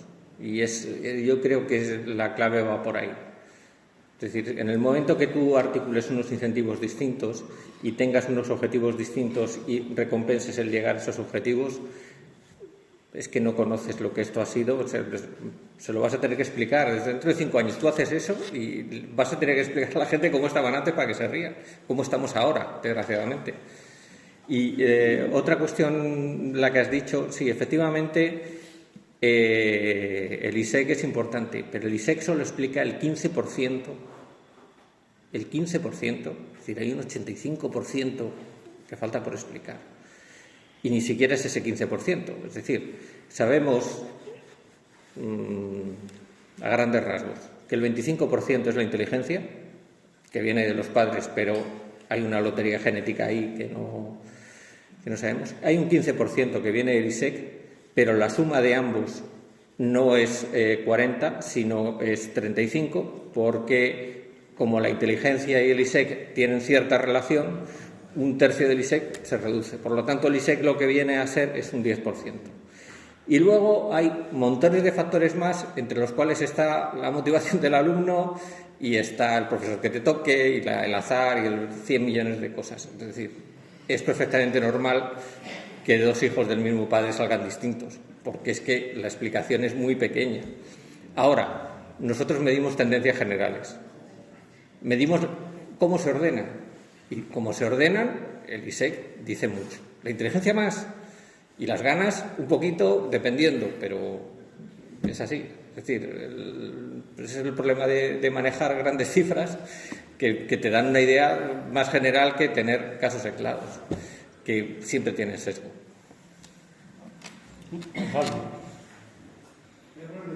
Creo que sentado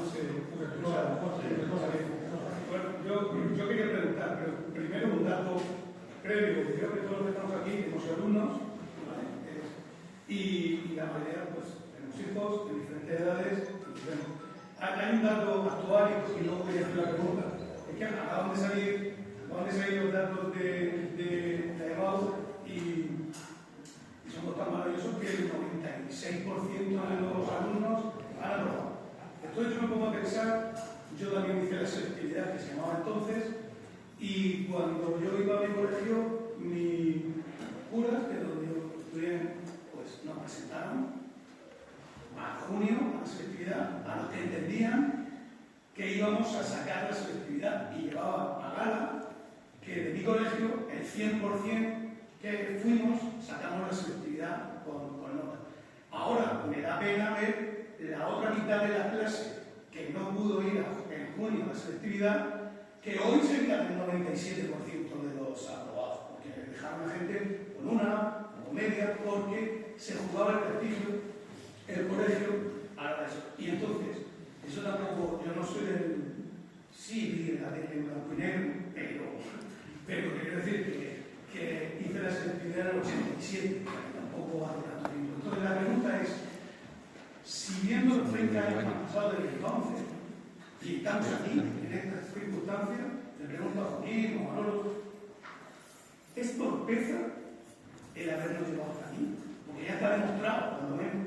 Siguen los que nos han traído hasta aquí, siguen creyendo que lo que decimos es una locura, que no está bien, o es desidia de decir, bueno, esto es un consenso que tenemos, una patada adelante, porque claro, hablar de esfuerzo, mérito, no presentarte a la universidad y demás, a lo mejor es muy costoso socialmente, políticamente, ¿no? Entonces, quería preguntar si es no saber o no querer. Bueno, gracias por la pregunta. Bueno, a mí me parece que hay mucho eufemismo en el mundo de la educación. Como decía, mejor que lo ha dicho Joaquín con el tema del grifo, no sé decirlo, ¿no? A ver, que el 96 y pico % de la gente ha aprobado, de los alumnos que se han presentado, ha aprobado selectividad. Enhorabuena. Pero que eso no es nada. Eso no es nada, hay que recordarlo. Selectividad, EBAU, selectividad es un examen para seleccionar a unos y a otros no. Que tú hayas aprobado es como tú te presentas a una posición de juez, de bombero, de notario. Dice, he aprobado, he sacado un 7. Dice, ¿ya has sacado la plaza? No, porque en la nota de corte estaba en el 9. Pues enhorabuena por tu 7, machote, y sigue estudiando. Haber aprobado un 97% quiere decir que hay un 97% de alumnos que están por encima del 5, pero van a poder entrar en la carrera que querían, porque es una selectividad y se selecciona a los mejores, no a los que aprueban. Esa es la fase general. Luego vas añadiendo, porque no se llega al 10, se llega al 14. Y hay carreras en las que la nota de corte está en un 13,5. Pero si yo he sacado un 8, enhorabuena. Pero aquí, 13,5. Entonces, claro, dar ese dato está muy bien, pero hay que jugar con todo eso, ¿no? Hay que jugar también, dice, ¿cuántos alumnos de tu colegio? Por cierto, si hiciste la selectividad en el 87 y yo empecé a dar clase en el 85... te podía haber explicado Aristóteles. Bueno, peinamos genial. Me explico, es decir, la realidad es que es un examen selectivo y entonces no pueden entrar todos. Y entonces hacemos maquillaje y decimos que maravillosos somos todos, pero es mentira, hay chavales que se quedan fuera. Entonces hay que ver una correlación, porque esto José Manuel sabemos que yo de todo, pero esto especialmente, y cuando hablamos de datos, ¿no? Es decir, hay que ver una correlación entre los chavales que se han matriculado al principio del curso y los que van al examen al final. Porque claro, si en un sitio te dejas la mitad de los alumnos sin presentarlos, pues lógicamente que tú ya en el centro que estás, ya has seleccionado y los que van, pues ya, claro.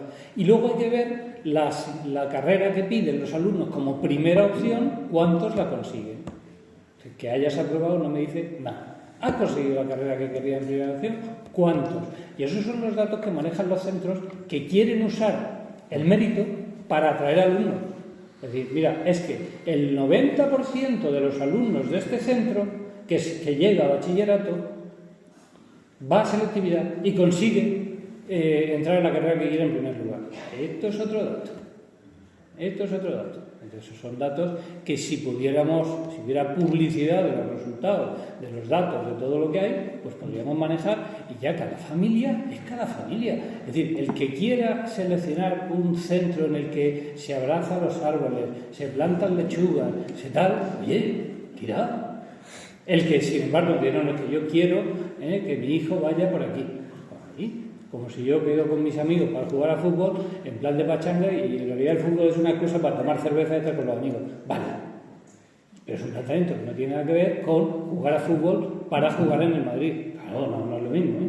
Entonces hay que saber lo que he dicho antes. ¿De qué estamos hablando?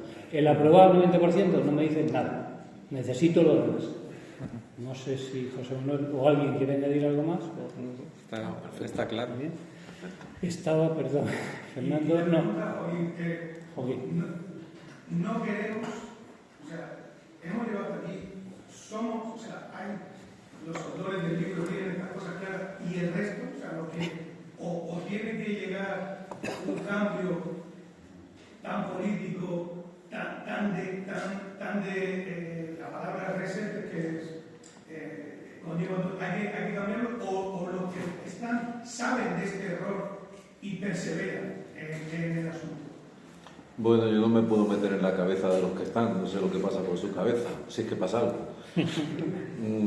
Realmente las instituciones educativas no son islas en mitad del mar, sino que están insertas en una sociedad política de referencia y en cierto sentido se podría decir que son casi un fractal de la sociedad política. Un fractal es, por ejemplo, si tú tienes un triángulo equilátero y puedes hacer 6 triángulos dentro y a su vez esto dividirlo, es decir, la parte es igual al todo. Entonces, la escuela reproduce el sistema social. ¿Y qué ha ocurrido aquí?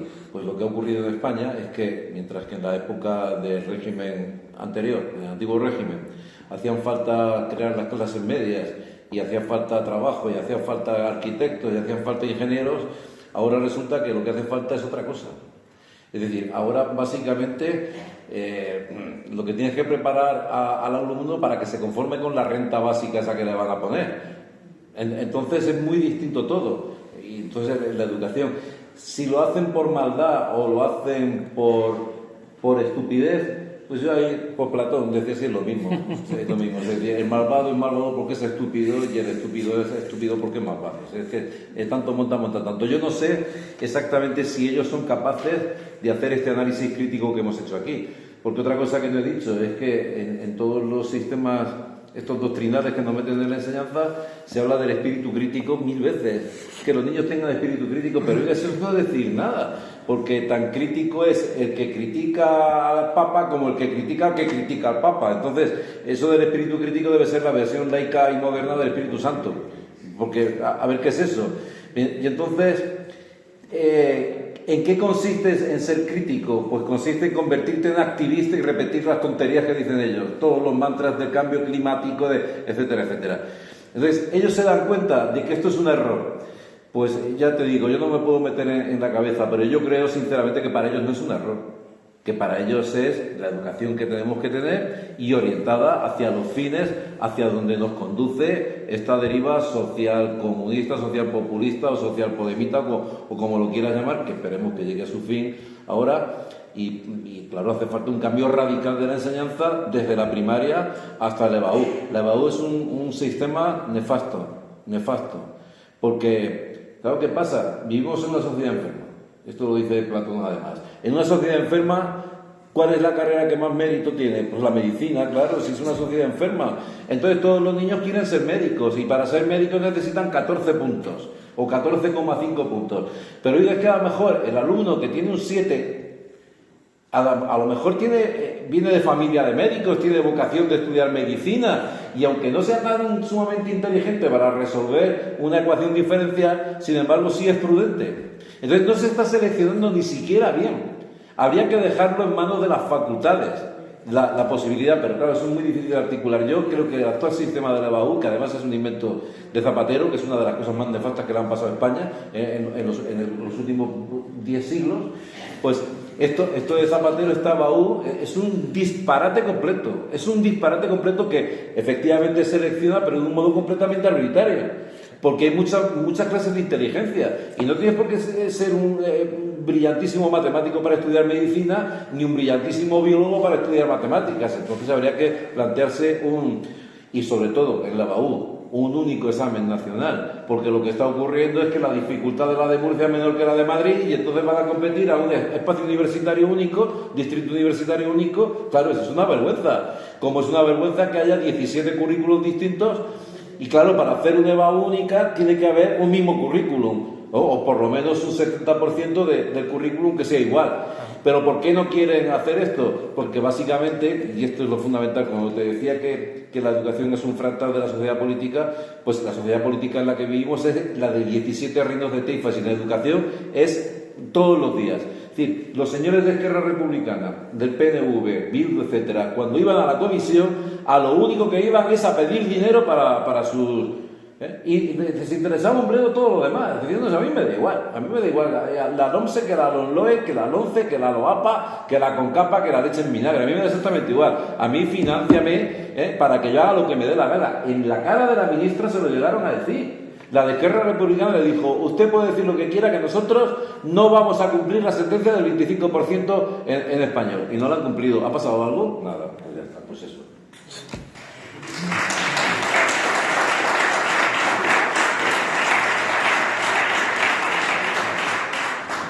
Pepe, luego vas tú. Pepe. Sí. No sé si voy a hacer de abogado del diablo o no. Habéis hablado de la Casa Bondú sobre dos bases fundamentales importantes para la mejora del sistema educativo. Una es la evaluación de todo el sistema educativo y otra es la promoción o ayuda a la promoción al profesorado. Entonces, esas dos bases, ¿ha habido o hay, o en la historia, supongo que a lo mejor la Casa los habrá mejor, en este caso, ¿ha habido algún país, región, comunidad autónoma, población en el cual se ha aplicado esto, aparte de lo que ha dicho Inés sobre historia, si no me equivoco, donde, si alguien nos pregunta, los que somos del partido, los que somos relacionados, que nos gusta la idea que estáis explicando, pues decirle, pues mira, en este país se ha dado, en esta comunidad autónoma, o en este pueblo, se ha dado esto y ha funcionado. Le podemos echar la cara a la gente que nos diga, esto ha sido y esto ha funcionado. Y esto que nosotros estamos proponiendo ahora, en este libro, o en el grupo de trabajo que estamos trabajando, ha funcionado. Y no me puedo dar a ti porque ha funcionado. ¿Hay algún sitio, aparte, ya digo que era lo que era una idea sobre Estonia, donde esto se haya aplicado y se haya podido dar esos resultados que evidentemente tienen que funcionar? Portugal, la de un urocrato, claro. Allí, vamos a ver, como país, solo Portugal. Y además el único país que ha mejorado en PISA. No hay ninguno que mejore jamás en PISA, muy rara vez. Y Portugal lo que hizo fue aplicar muchas de las cosas de Hirsch, que dice Inger, todas estas cosas, y mejoró en muy poco tiempo. En 6 años, al implantarlo, mejoró. Y Portugal estaba siempre por detrás de España. Ahora nos mira hacia atrás y nos saca 20 y tantos puntos.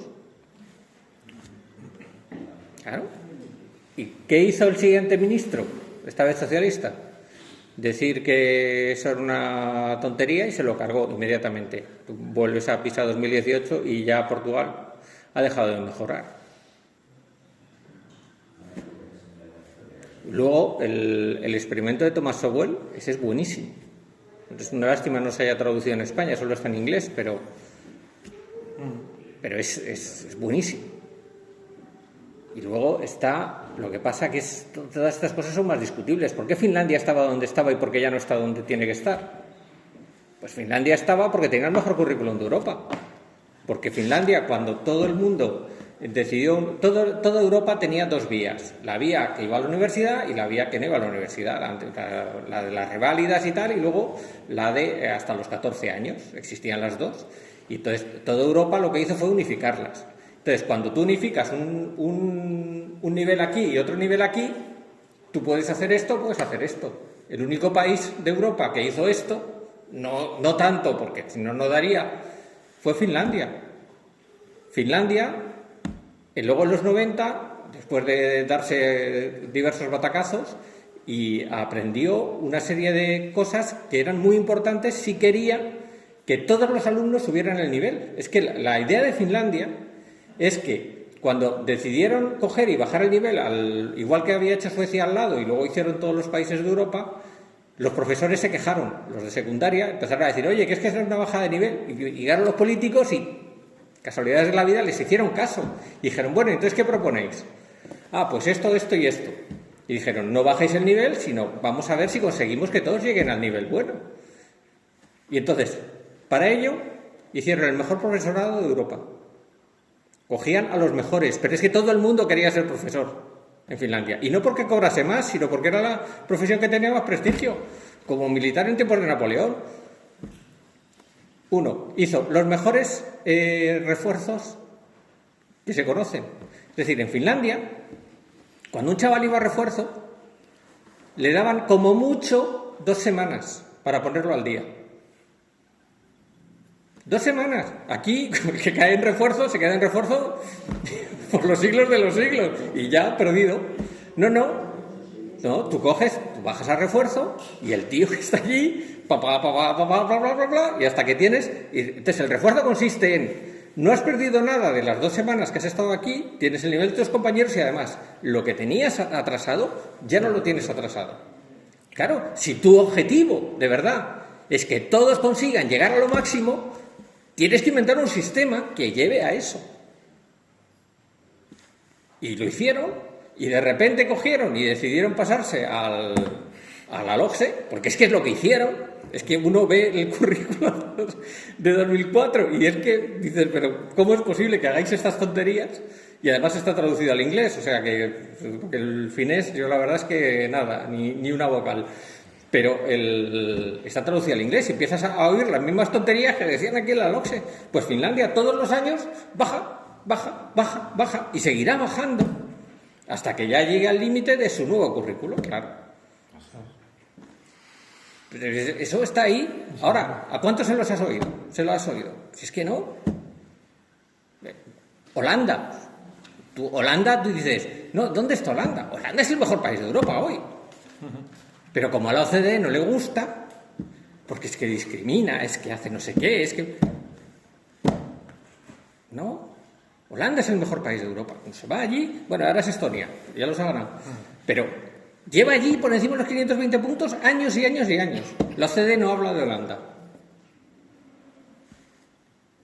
Pues a lo mejor es que tenemos una información ligeramente parcial de las cosas. Pero... Yéndonos a España, quizás antes he sido un poco injusto con el Partido Popular. Lo cierto es que los mejores resultados que ha tenido España en ciertas comunidades, todas han sido del Partido Popular. Es que había comunidades, y todas eran gobernadas por el Partido Popular, que sacaban 520 puntos en PISA. Y ya no. La mejor comunidad, en 2018, sacó 503 puntos. Eso es medio curso menos. ¿Por qué el Partido Popular ya no saca eso? Pues que se lo pregunte. Porque yo en este libro he intentado traer algunos pesos pesados del Partido Popular que sacaron buenos resultados entonces. Algunos me dijeron que sí y otros que no. Pero claro, ahí está Fernando Sánchez Pascuala, ahí estaba Santiago Arellano, ahí estaba Juan Antonio Gómez Trinidad, estaba Paco López Rupérez, estaba Javier Gisbert en Madrid, cuando hicieron esas cosas. Cuando yo hablo con ellos, me dicen, llevan sin preguntarme cómo lo hice 10 años. ¡Los suyos propios! Que se lo hagan mirar. Estamos un poco pasados de tiempo, pero hay unas cuantas palabras pedidas. Vamos a procurar ser breves en la pregunta y en la respuesta. Daniel. Sí, yo quería hacer una pregunta para Manolo y otra pregunta para Juan Antonio. La primera pregunta para Manolo era en relación con el concepto de educación y conocimiento. Y es que la pedagogía, digamos, hegemónica, luego no la única, plantea una alternativa entre dos opciones. Por un lado, la educación en competencias, el modelo nuevo, moderno, avanzado, progresista, y por otro lado, una educación en conocimiento, que significaría un modelo anticuado, pasado de moda, incluso a veces, pues, o sea, entender prácticamente la palabra franquista, ¿no?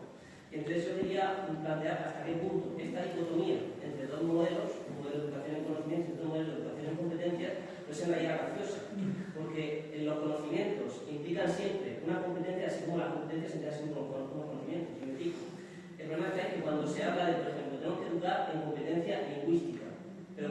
lingüística de qué lengua. Y dentro de esa lengua, ¿qué contenidos concretos de esa lengua? Porque si es el español, pero el español es el español referido a las matemáticas o a qué asignatura. Dice contenido de competencia matemática y científico-técnica. Pero ¿de qué contenido de matemáticas específico? ¿O de qué ciencia? Ciencias hay muchas. O competencia de expresiones culturales. ¿Pero de qué expresiones? De música. Pero dentro de música de qué cosas completas. Es decir, que nos movemos entre un plano abstracto donde realmente es imposible concretar nada. Entonces, si la diferencia no se llama bien entre una educación en conocimiento que es consciente de que es educación en conocimiento, una educación en conocimiento que prefiere relegar ese conocimiento a una serie de logros abstractos en los cuales al final se resuelve en un caos completo donde el profesor cada uno enseña lo que le da la gana y al final no hay orden ni concierto y tampoco tiene una pauta para que se pueda asimilar una clase con otras clases, unos profesores con otros profesores, una comunidad autónoma con otras comunidades autónomas, etc. Y luego la segunda pregunta, que es para Pauline Robles, es en relación con un argumento que a mí me presentaron cuando estudiaba el máster de profesorado para justificar el particularismo de cada comunidad autónoma. Me decían, es que la pedagogía afirma y lleva a esto de decir que cada conocimiento tiene que estar adaptado al contexto social específico del alumno. Y entonces me ponía un ejemplo que decían, es que si el profesor hace una actividad con nieve y el alumno está en una ciudad donde no ha llegado nunca, pues puede ser extrañado. Pero claro, este argumento tiene sentido para una actividad infantil completamente puntual y además que tampoco yo que el alumno se traumatice porque una actividad con nieve y no haya visto nunca nieve.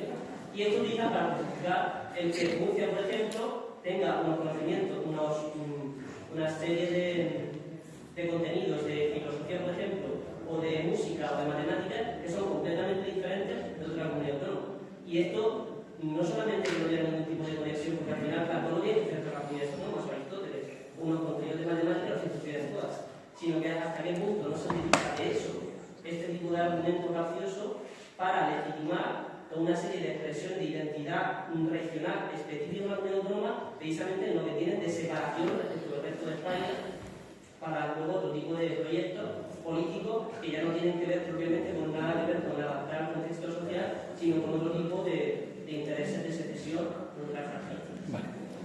Gracias. Yo respondo a la primera con la idea que he dicho de ser muy breve. Vamos a ver, que la cuestión era currículum basado en competencias o en conocimientos.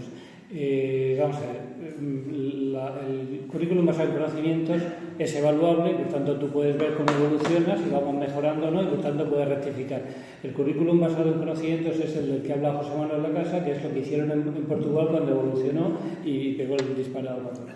El currículum basado en competencias, voy a decir una burrada, ya que estamos al final y casi llegando a la cerveza, no respeta la estructura de la mente humana. Hay que ver eso. ¿Qué quiero decir? Quiero decir que la mente humana tiene una estructura narrativa. Es decir, que nosotros entendemos lo que es la suma, que es juntar dos cosas. Entendemos lo que es la resta, que es quitar. Entendemos lo que es la multiplicación, que es poner varias sumas iguales. Y lo que es la división, y lo que es la potencia, y lo que es la raíz, y lo que es pum, pum, pum, pum. Y así en cualquier disciplina, en cualquier cosa que nosotros aprendamos, vamos construyendo narrativamente. Por eso cuando yo me pierdo en la narración, si he perdido a la caperucita en el bosque, digo, ¿qué pasa? Y entonces buscas al lobo, buscas tal, te das cuenta. Nuestro modo de entender el mundo es narrando a partir con una secuencia lógica, una serie de cosas, da igual que sean matemáticas, la caperucita, historia, la filosofía, lo que te dé la gana. Y precisamente por eso, cuando yo me pierdo, puedo volver. Y puedo evaluar hasta dónde he llegado. ¿Vale? Y eso es hacer un currículum basado en conocimientos, en el relato, en la narración que cada disciplina hace de sí misma. Empiezo por la célula, luego el tejido, luego pim, pim, pim y construyo. ¿Qué hace la competencia? Lo has dicho tú mejor que yo. Imposible organizar eso. Y por tanto, te pierdes por definición. ¿Cómo consigues las competencias? Construyendo los conocimientos. Y entonces, ¡pum!, eres competente lingüísticamente, en matemáticas, en biología, etc. Resulta que esas competencias las consigues como cuando quieres dormirte y te pones una película en alemán. Te quedas frito. Eso. Bueno, yo pues la pregunta que me haces da para una charla larga, Que me ha recordado la distinción esta, no sé si era Bento Fail o otro filósofo árabe, entre ciencias propias de cada pueblo y ciencias comunes a todos los pueblos. Decía, bueno, las matemáticas, la astronomía, la geometría, en fin, son ciencias comunes a todos los pueblos y luego la música, la religión y el arte son ciencias propias de cada pueblo. Pero vamos, aquí el problema no está tanto en que haya que adaptarlo, cosa que no presentaría mayores problemas, salvo porque esas diferencias se están utilizando como excusa para decir que ellos son otra nación diferente. Entonces, cuando ves unas señas de identidad, quiero decir, a mí, bueno, que coman butifarra y que bailen la sardana, pues me parece muy bien. Ahora, eso, pues, muy bien, pero no me fastidies, que eso no quiere decir que seas de una cultura diferente o porque hables catalán. Y si eres de una cultura diferente, bueno, pues tampoco implica una cultura diferente. Tú conoces perfectamente la diferencia entre nación cultural y nación política. En España no hay más nación política que la nación española. Y si hay alguna nación cultural diferente, será en todo caso la nación gitana, pero no la nación catalana. Entonces, lo de pegarse al terruño, bueno, muchas veces las expresiones universales se pueden adaptar a lo que tú tienes más cerca. Quiero decir que no hay un conflicto, que ese conflicto nace más bien de la situación política que de la propia estructura interna de esas ideas, aunque habría que echarle una pensada a esto a largo y tendido porque es complicada la pregunta que has planteado. Bueno, gracias por el esfuerzo, por la brevedad. Querida Fernando, sé breve, por favor. Sí. Usaré solo 30 segundos para decir 3 cosas. En primer lugar, yo formo parte de la minoría de proteger. Creo que ahora mismo soy el único militante del Partido Popular que queda en el Parlamento. 30 años militando en el partido, pero yo he dejado constancia pública de mi respeto por Vox. Y yo soy de los pocos, seguramente, que se han leído el programa de Vox y que han analizado esa crítica que se hace de Vox, de si es un partido de extrema derecha o no, y si es un partido constitucionalista o no. Y en ese sentido lo tengo claro. En segundo lugar, agradecer la producción del libro. Manolo, con el que comparto quizás casi tantas horas como comparte con Isabel, sabe que hay, y bueno, Manolo y todo lo que de forma formamos parte del mundo de la enseñanza, que es lo que se viene diciendo en la mesa, no de la educación, que son cosas diferentes, sabe que hay abundante literatura sobre el sistema educativo español de corte progresista, generalmente falsificando la realidad del sistema educativo, pero no hay demasiados libros de esta orientación ideológica. Por lo tanto, enhorabuena por la producción del libro. Y yo he agradecido, me ha interesado mucho la intervención de todos, el momento del mío, pero especialmente la de Joaquín Robles me ha divertido. Y me ha divertido porque yo conozco a 3 profesores de filosofía que no son cuerdos. 2 están en la mesa. El otro seguramente vosotros lo conocéis, que es Joaquín Jareño. Los demás profesores de filosofía que conozco son todos progres. Pero es que el discurso de Joaquín Robles ha sido un discurso muy revolucionario, incluso de mi compañero del partido. Hace que me vaya de aquí bastante optimismo, porque si Dios quiere, puede ser que a partir del verano que viene, de este verano que ya empieza enseguida, estemos ante el primer momento de la reforma del sistema educativo español. Y es posible que tengamos una nueva ley de educación. Bueno, Feijóo ha dicho que no, ¿eh? Yo espero que, no digo que empecemos a trabajar en ella. Dígaselo usted a Feijóo, que ha dicho que no. Espero y deseo, por eso espero y deseo que haya una nueva ley de educación en España que corrija los errores de las leyes socialistas. Joaquín Robles ha dicho que claro, es un lugar como España desmontó el sistema de la Ley General de Educación, la LOSE, en el 90, en el año 2002 se aprobó una ley que no llegó a entrar en vigor porque en 2004 llegó la desgracia esa que han dicho de Zapatero a España. Ha habido desgracias peores en España. En el año 26 hubo socialistas peores que Zapatero. Y no llegó a entrar en vigor, volvieron a dar una vuelta a la LOSE. En 2013, los gobiernos del Partido Popular aprobaron una ley que yo creo que tiene un giro muy importante, no acabó de aplicarse del todo y de luego el progresismo la ha vuelto a cambiar. Yo espero que tengamos en un año y medio una nueva ley de educación y espero que sea una ley de educación quizás más aproximada a lo que era la ley de 1973, la ley de lo que tú has llamado anterior régimen, que era la dictadura del general Franco, pero que era una buena, efectivamente, que era una buena ley de educación. Muchas gracias por la producción del libro y a seguir publicando cosas.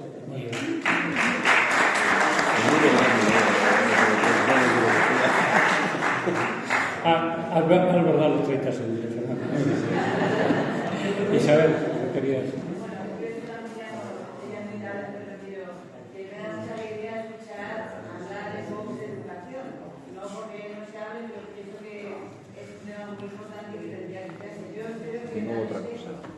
que yo no hago otra cosa más que hablar de eso. Yo creo que realmente se está estudiando como más que resetear, que no vamos a tener minutos y nosotros crear una cosa hecho de destruir o Triturar. Pero claro, que es muy difícil triturar un sistema educativo, como también ha dicho, se produce el sistema social. Y la crisis de la educación no solamente de España, es sobre todo en Occidente, porque creo que el Oriente ya nos está pasando con... Entonces yo sin más, aparte de animar a que haya también los estudios, pero claro, si hay que titular, hay que proponer algo. Y pienso que hay que tener muy claro lo que se quiere proponer. Cosa muy, muy difícil, me parece a mí, porque todos somos jóvenes de nuestro tiempo y la mayor parte de los alumnos han llevado toda esta tecnología insoportable. Y luego además que no solamente es progre, porque es progre lo que tenemos en España principalmente, pero no olvidemos que la mayor parte de los trabajos son americanos, no son sin más, tienen, o sea, son otro tipo de progres.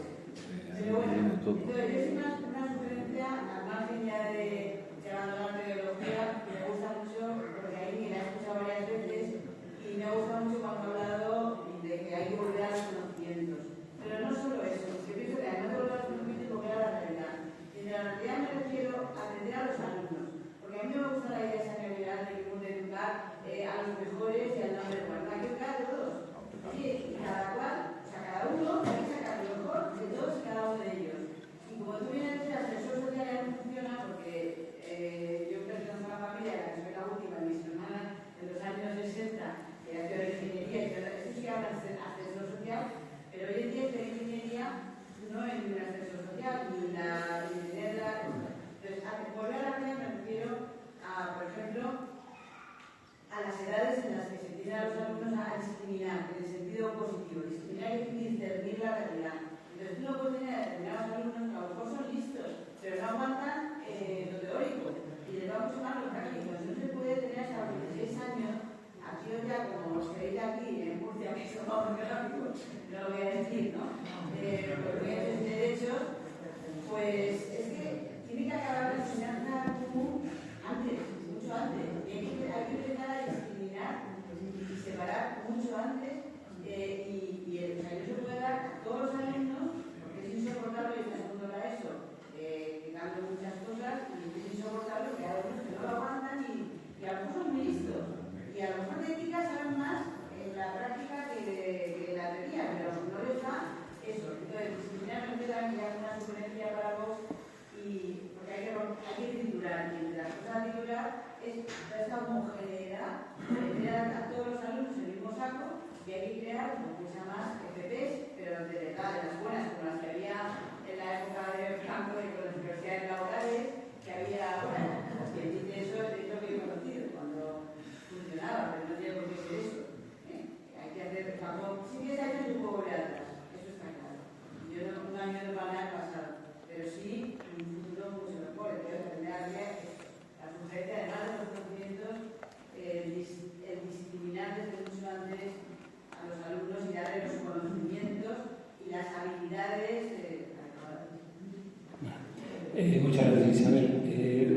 Bueno, por una parte, que en este libro hay algunas de las